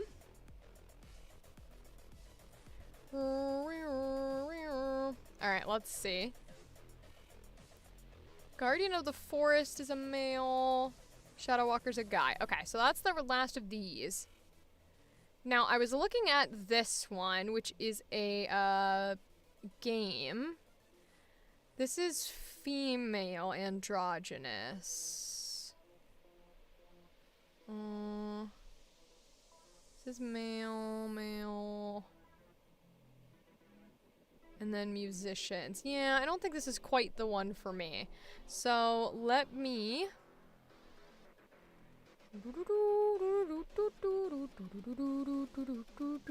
Let me see if we've got anything else in my favorite list that we can try tonight. We did that one. We did that one. We could try this one. Let's see. This is a horror, and you guys know how much I love my horror, so let's try it. Let's see. Soul below the ocean, the entrapped souls who inhabit the graveyard of hollow ships, surrounded in shadow. Cool. Okay.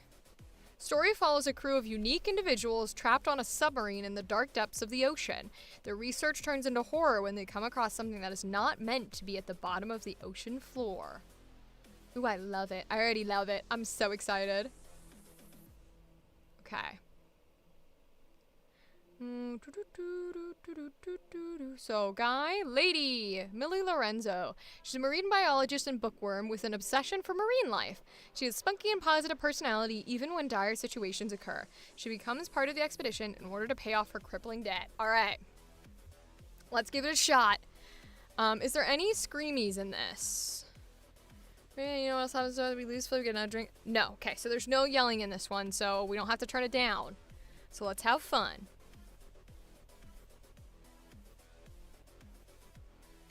It's not a death cloud. It's more of a mystery cloud. We're here to investigate the polluted region and its impact on the benthic levels in that area. Oh, there's Tad. He's waving at us. You know what else happens to us? We lose fluid and get dehydrated when we throw up. Now drink and pull yourself together. We're here and it's all hands on deck. It's not a death cloud, it's more of a mystery cloud. We're here to investigate the polluted region and its impact on the benthic levels in that area. Oh, there's Tad. He's waving at us. You know what else happens to us? We lose fluid and get dehydrated when we throw up. Now drink and pull yourself together. We're here and it's all hands on deck. Aw, she sounds fun. She's spunky. I really feel like I gotta go into my, bio for my voice acting stuff on some of these platforms and put that I specialize in horror, because I don't know that it's there. But I do feel like when it comes in terms of projects like this, where they're probably looking me up, probably would be helpful to see that. But time and plans for another day. Whoa, whoa, whoa. Now I just sound like, the fucking SpongeBob shit.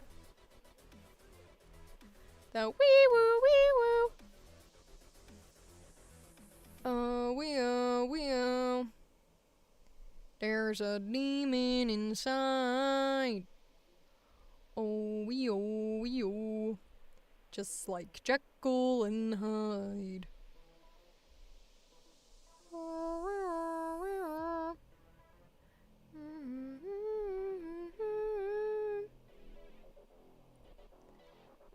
What is this one? Oh, okay. Got it. Understood. I understand. And I'm cutting it close together to make it easier to listen to. You know, maybe I could have done the singing audition. I just needed to sing random nonsense rather than a real song. Like, I should have just been like, this is a real song that is definitely recorded and exists in the universe. And then I would have been fine. This is called Corroded Abode. And this character is Millie Lorenzo. Millie Lorenzo. This is the song that never ends. Yes!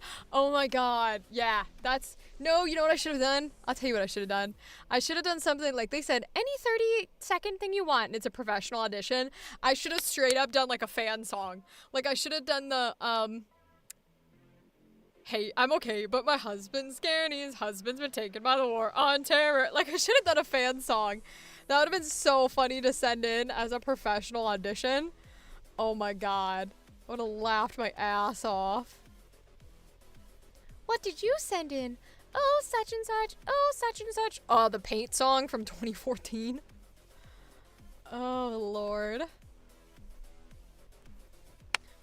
Or there's a song from Avenged Sevenfold that is just, I think it's Hail to the King, where the entire song is just like heavy metal, and then all he does is he goes, Hail to the King! Kneel to the crown! I could have done that one, because it would have been a 30 seconds of instrumentals, and then me going, Hail to the King! Oh no, that's right, because I copied this. I'll have to go back. That would be funny as shit. That would be pretty fucking funny. Hail to the king. Kneel to the crown. To the one. Hail to the king. Bam, bam, bam, wow, wow, wow, wow. Wow, wow, wow, wow, wow. Alright, I've copied and pasted it, so let's put it here. Now I'm gonna use this opportunity to double triple check that they still don't let me put my email. We'll find out real fast. Because they used to not let us put our email. It would like block it, so we're about to find out. Oh, it let me keep it now! What do you know? What do you know? I guess I can start putting my email. Lady Dr. Carter. She is the head scientist as well as medical doctor of the expedition. She's rather cold and spends more time on her research than with the company of others. She joined the crew to discover any unknown plants and animals living in the corroded abode. Okay, so this is a cold one, so we probably want to go a little bit more like poignant with it. So let's try it.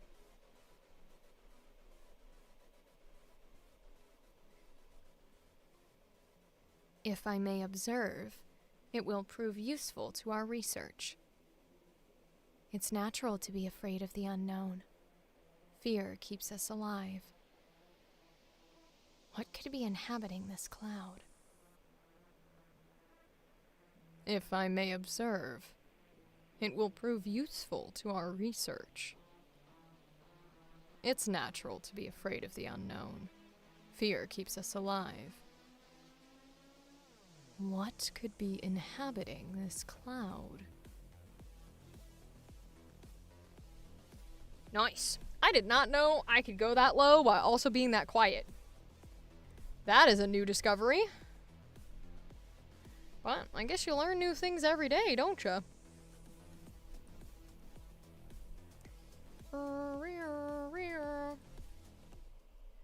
There's a demon inside. Uh-oh. Okay. Got it okay. Just like Jekyll and Hyde. There's a demon inside. I feel like Jekyll and Hyde. This is a Whittle voice. This is a Whittle voice.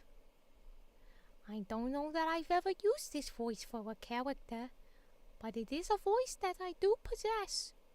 Maybe one day we will find a character that we can audition with this voice, and that will be very cool. But today is not that day, I do not think. Dr. Carter. Bum, bum, bum, bum. Bum, bum, bum, ba-da-dum, bum. Apply. Oh, we can switch you over. Okay.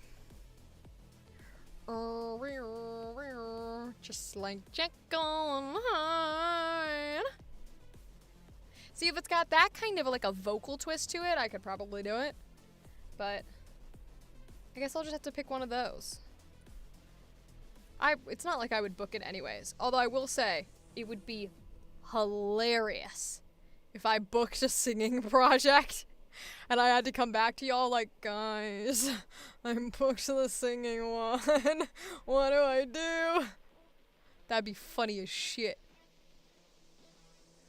Guy. Submarine operator, narrator. Fred. Voice over the intercom. Okay. Let me see what the other ones are. Just like Jekyll and Hyde. Oh,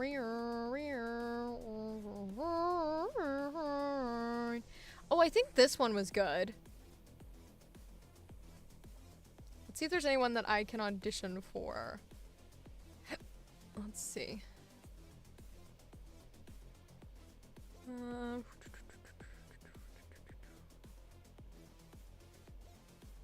Oh yeah, this one will be fun. Okay. Here we go, y'all. So, this is the Space Shift, which I've seen the little, like, teaser thing for, which is really cute. You can see the art style a bit. Yeah, that shit's adorable. So, this is, the show follows 4 co-workers and friends, Michaela, Jesse, Andy, and Roy, along with their robot Pal, as they work for their local convenience store on the moon, all while dealing with their daily antics, problems, and galactic customers. This one looks really cute, so hopefully, yeah, okay, hopefully we'll be able to do this one here. So Andy was the one I was looking at, a they, them. Hello, my they, thems. We love having a they, them. Okay, medium to lower, so I might do one in my natural and then one in my Ash Ketchum. Skater boy, tomboy thing, bit of a dude bro, chill, impulsive, does stupid things without realizing, a friend you can talk to. Pretty chill, laid back, and easygoing person compared to everyone else who takes their work way too seriously and sees this job as almost nothing more than fun, considering they're working in a store in space. I mean, how cool is that? Although most of the time they're level-headed, they can be quite impulsive and never back down from a challenge. Even if their doctor tells them to stop, they'll keep going, 'cause nothing can stop them. Oh, I love it already. Okay. My voice for round 1, then we'll do Ash Ketchum for round 2. Here we go.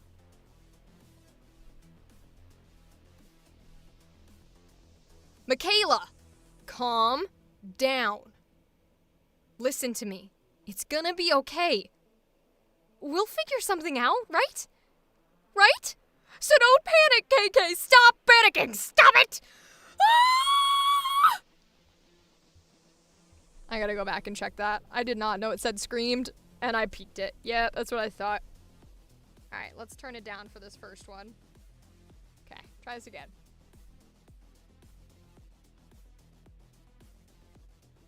Michaela, calm down. Listen to me. It's gonna be okay. We'll figure something out. Right? Right? So don't panic, KK! Stop panicking! Stop it!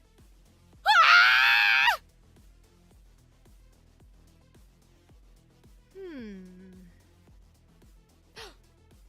I got it. Guys, don't freak out. But I think that the store is haunted. They're just collateral damage. Don't worry about it. Anyways, it'll trigger the final mechanism, releasing the suspended shopping cart, which drops directly onto the bindos, trapping them, and allowing us to wheel them right out of the store into the vacuum of space. Michaela, calm down.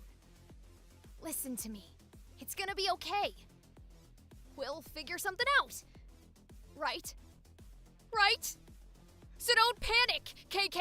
Stop panicking! Stop it! Ah!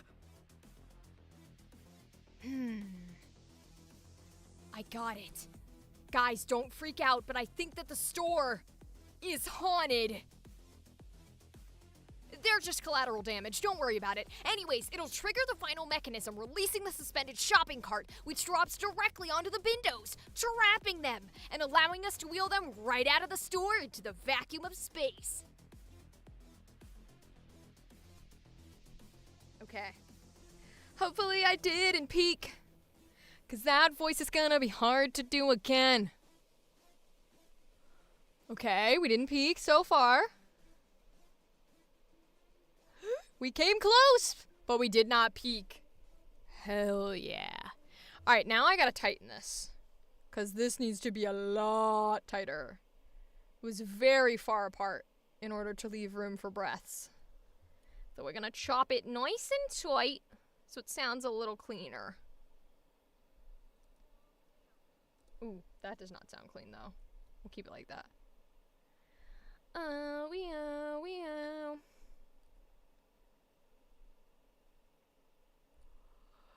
There's a demon inside.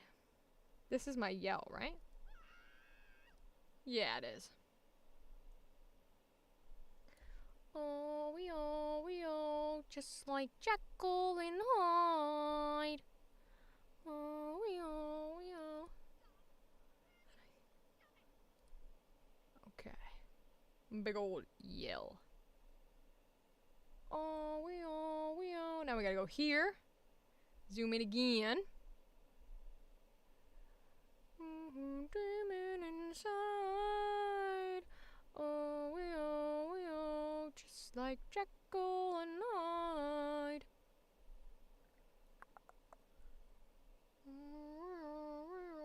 There's a demon inside. Yeah, it's a lot cleaner. Okay, let's keep going. This one does not need done, but the second scream absolutely will. Okay. Just like Jekyll and Hyde.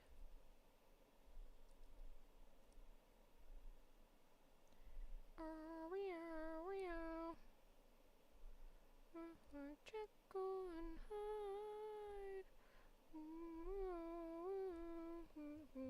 Man inside. And this should be the next one.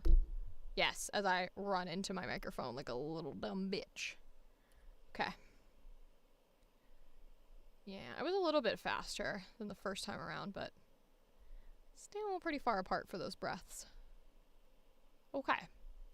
Now we can full screen it, and we can make these fuckers close.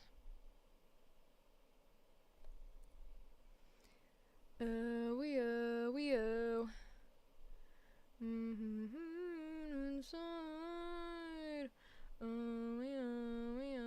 Just like Jekyll and Hyde. Okay. We're gonna voice denoise it, and then I think we should take these screams down. That scream might be okay. I think this one I want to bring down to -4. Because I think that might be a little too loud. Yeah, that feels a little better. Because that way it's... Yeah, that way it feels a little bit more consistent with the rest of the volume.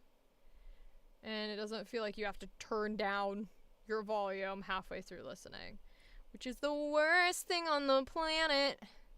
Trying to consistently adjust your volume.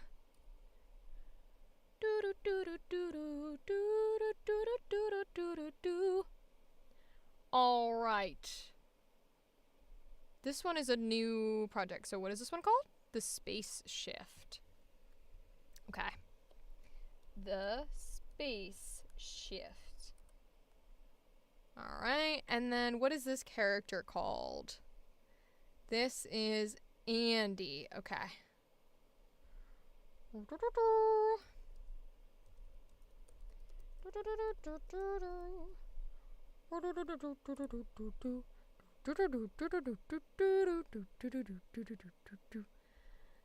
okay, I'm slightly scared. My husband's been marked for the war on terror. All at once taken by the CIA. He's not Taliban, you've got the wrong man. Sent to Guantanamo Bay. Prince Ali, where could he be? Drowning in war. I don't know the rest of the words.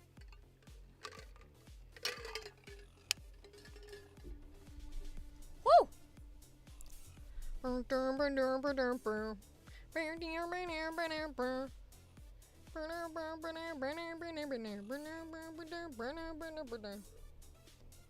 George Bush was crazy, Obama's lazy, Al-Qaeda's not in this country. Set free my Prince Ali, a whore, a whore, a whore, a whore, a whore.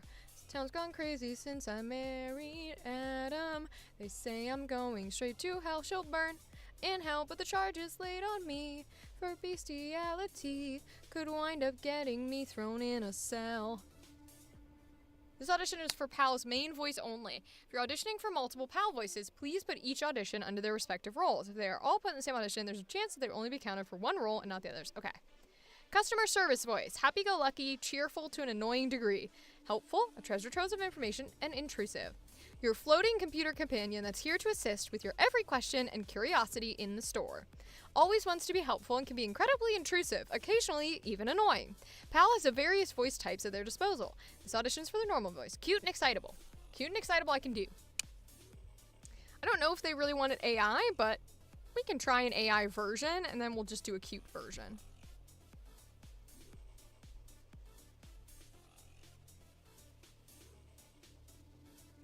I may have an answer. You seem to have a case of the bindo. I can translate those bindos for you. You may say to yourself, why must I suffer at the hands of others? Well, I'm here to tell you that the universe just doesn't like you.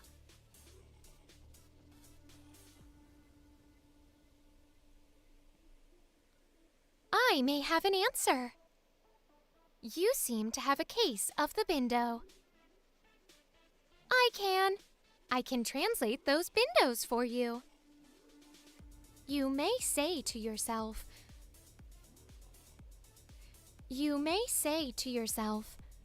oh my god, fine, I'll do it again. Jesus, I poofed twice in a row. Lord, okay. I like that though, doing one where it's like the happy high-pitched squeal that's annoying, and then one that's AI. So let's do it again. I may have an answer. You seem to have a case of the bindo. I can translate those bindos for you. You may say to yourself, why must I suffer at the hands of others? Well, I'm here to tell you that the universe just doesn't like you. I may have an answer. You seem to have a case of the bindo. I can translate those bindos for you. You may say to yourself, why must I suffer at the hands of others? Well, I'm here to tell you that the universe just doesn't like you. Hell yeah. Alright, and I didn't peek, thank God, because that's a high-pitched voice. Could have peeked real fast and easy, but it did not. Alright, so let's get in close here, because these need to be patched up a little tighter.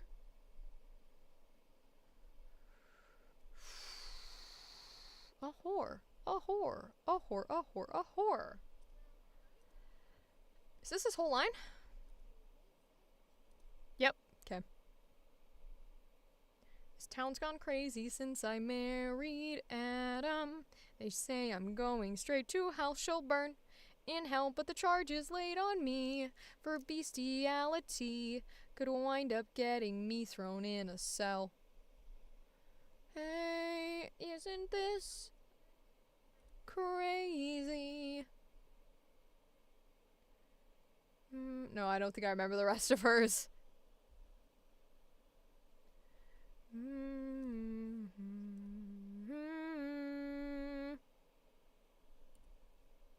I know it's at some point it culminates in being burnt at the stake. Oh, what were the individual lines? I'm not sure I remember. Oh, okay. I'm right. Cool. Yeah, because my brain wants to go back to regular Beauty and the Beast when it gets there. It wants to go, isn't this amazing? But I know that that's not the line.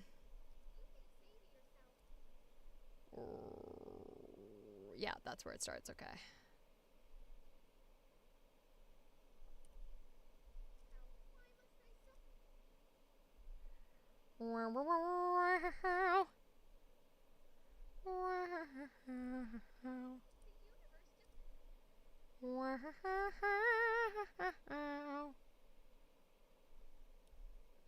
Okay, and then this should be the second half. Yeah. Alright, so now if I go back to the biggie and I tighten these. I want past that, thank you. Then I can tighten that. Alright, cool. Voice denoise that bitch. This feels like it would be a cute project to be a part of. This one would be fun. I'd be down for that. It looks cute. And I love doing indie animation. Pilots, thesis films, all sorts of that kind of stuff. I love it. I love it very, very much. This is PAL... which version? This is PAL Main. Okay. Isn't this amazing?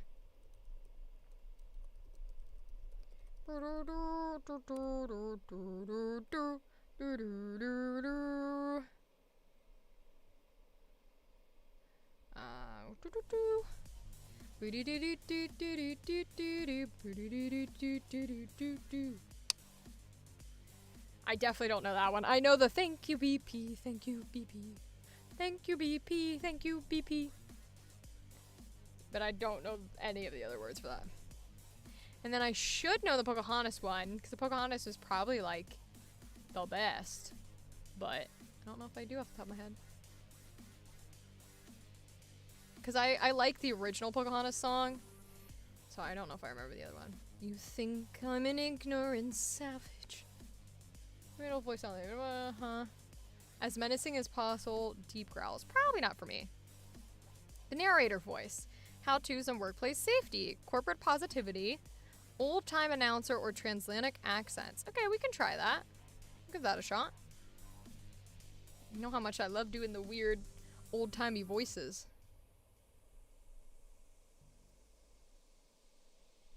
Your workplace and you. Space Anomaly presentation number 6. What to do with pests.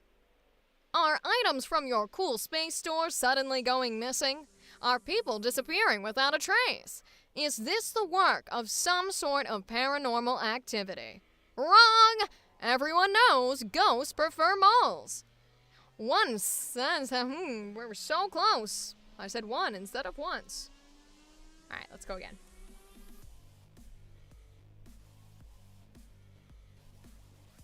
Your workplace and you. Nope, that's not how you say that word.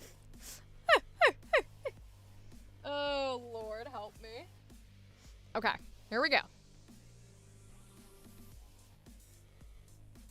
Your workplace and you. Space Anomaly presentation number 6. What to do with pests.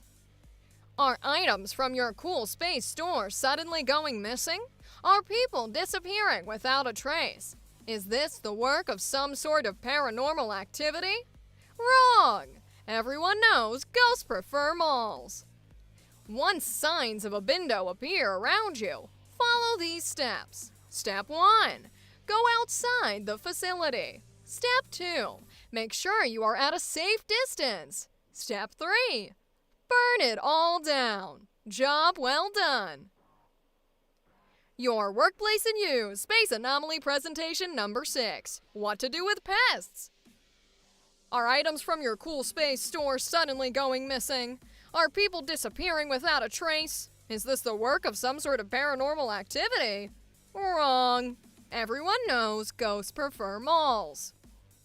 Once signs of a bindo appear around you, follow these steps. Step 1. Go outside the facility. Step 2. Make sure you're at a safe distance. Step 3. Burn it all down. Job well done. That's a fun voice. Oh, I like that voice a lot. I'm all about that shit. I'm not even gonna cut these that tight because I already think they're pretty tight. So I'm just gonna do that one, which I'll bet starts the second. That one. And this one. Okay, we're just gonna voice denoise it. We just like Jekyll and Hyde. We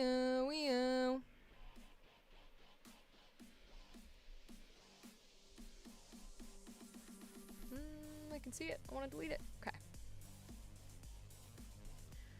Wow, wow, wow, wow.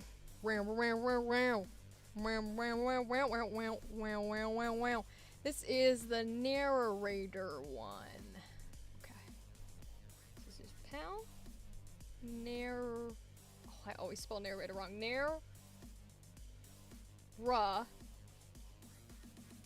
Nope. Narrator. There's no fucking way. How do you spell narrator? I swear to God. I was kind of right. Narrator. Oh, it's because I pronounce it wrong.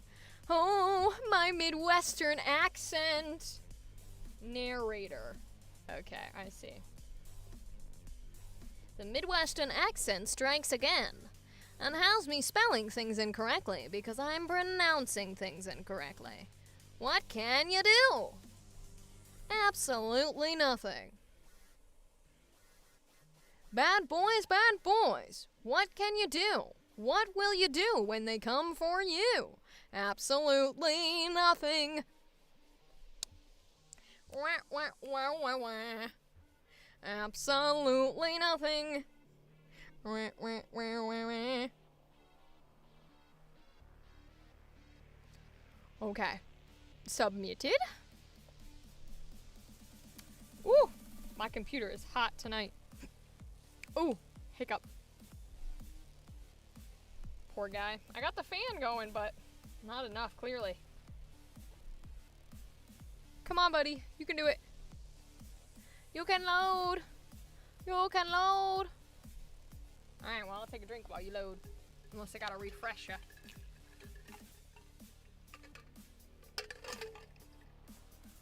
I might have to refresh ya, huh? Alright. We'll try again.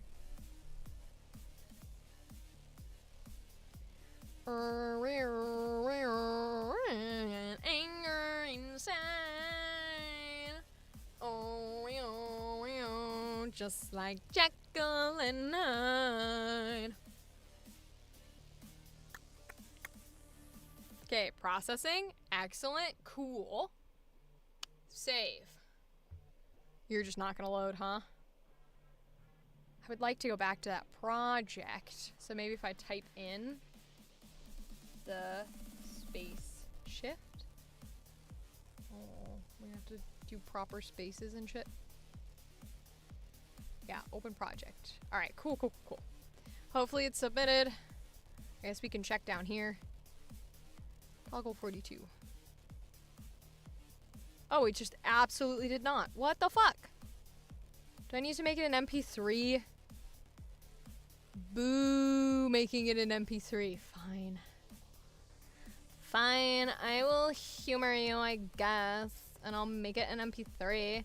And then it'll probably work because you don't have enough, like, I don't know, energy or whatever the shit it is in order to upload it as a wave. And that's, like, so frustrating. Surprisingly, I've never got casted for a Mean Girl or a Valley Girl like that either. And I think my, like, Mean Girl, Valley Girl voice is pretty convincing. But whatever. Oh, wee-oh, wee-oh.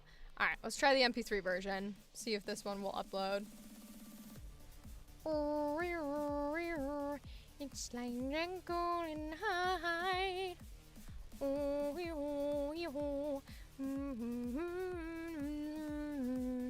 Yeah, that was hella fast. Okay, cool. So save and done. Then let's go back to the project and see if there's anything left. Oh, we can do this. That's right. It was Windows and it was alien customers. Okay. Only line is Bindo. They repeat their names like Pokemon. Give us a range of emotions with the Bindo language. You can ad-lib the amounts of Bindos used. Okay, that sounds cute. Let's do it.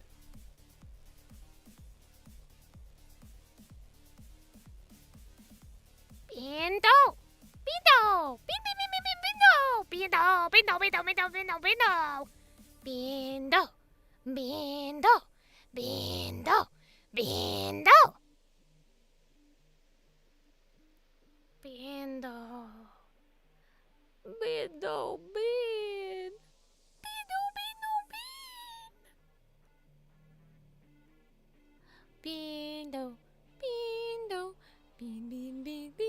Bindo! Bindo! Bindo! Bindo!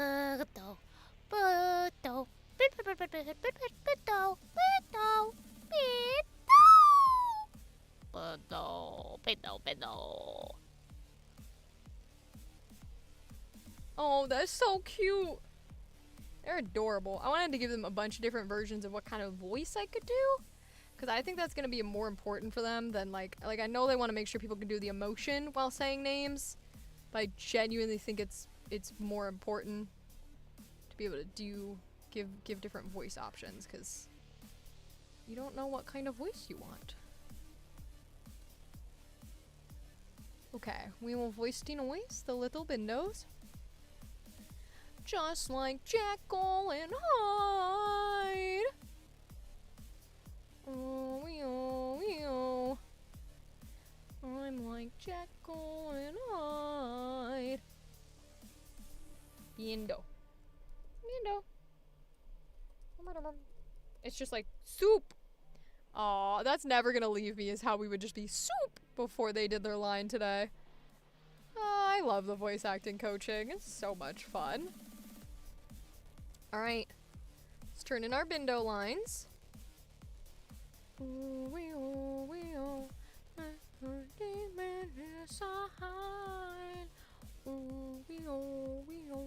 Just like Jekyll and Hyde. All the anger inside. Alright, alien customers. Okay. Let's try it.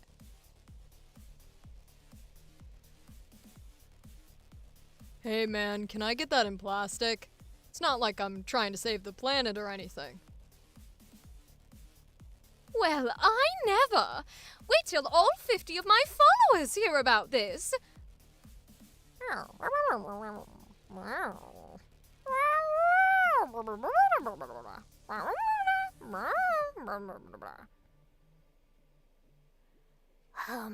Excuse me?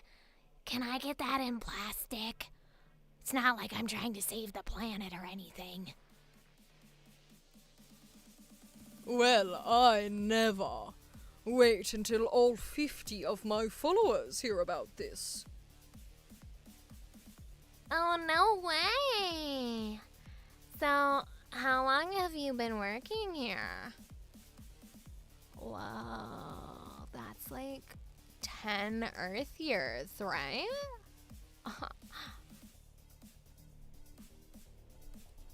Oh, that was fun. I liked getting to improvise the last one. And I really wanted to do that voice since it was freshly on my head of like, oh, no way. The mean valley girl who chews the gum?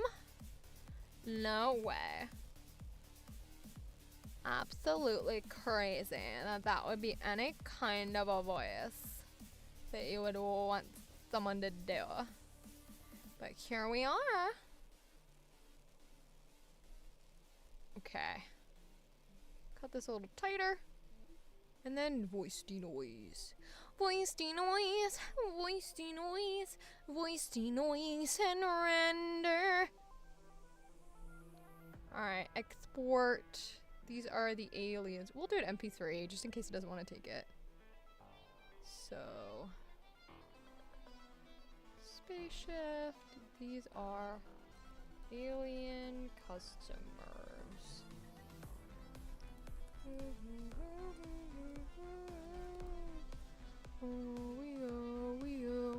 Just like Jekyll and Hyde.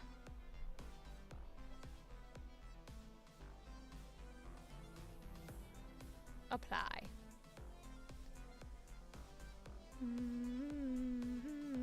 There's a demon inside, just like Jekyll and Hyde. D9. Okay, so I think that is gonna be where we end tonight. We're reaching about 1 o'clock mine time, so I think that's gonna be it. I'm just closing out some tabs here to double check and make sure. Yeah, okay. All right, my friends. So if you were here with us tonight at any point in the stream, and if you're here now, I thank you. I appreciate every single one of you who puts me on in the background or chats with me in chat, or, you know, helps lurk. Everything helps, and I appreciate all of you. I hope you enjoyed voice acting coaching tonight. Hope you enjoyed some of our voice auditions. I love talking to y'all. Feel free to reach out anytime. We will be live on Monday. That's the next day we're live, 9 p.m. EST. We're going to do another episode of Voicing Artists Original Characters. That'll probably take us that first hour. And then we can talk and chat and do whatever y'all want. But that's usually casual too, so we can talk in between it all. Anyways, have a good rest of your week. Please make sure you stay tuned and also chill out and have a good week and don't get too stressed out. Yes, Fox Daddy, hearts forever and for everyone. I sending good energy to everyone out there, and I'll see you on Monday. So if you do have a hard weekend, you can chillax with us on Monday and everything will be fine and dandy. All right, my friends, have a good night. And I'll see you then. Goodbye.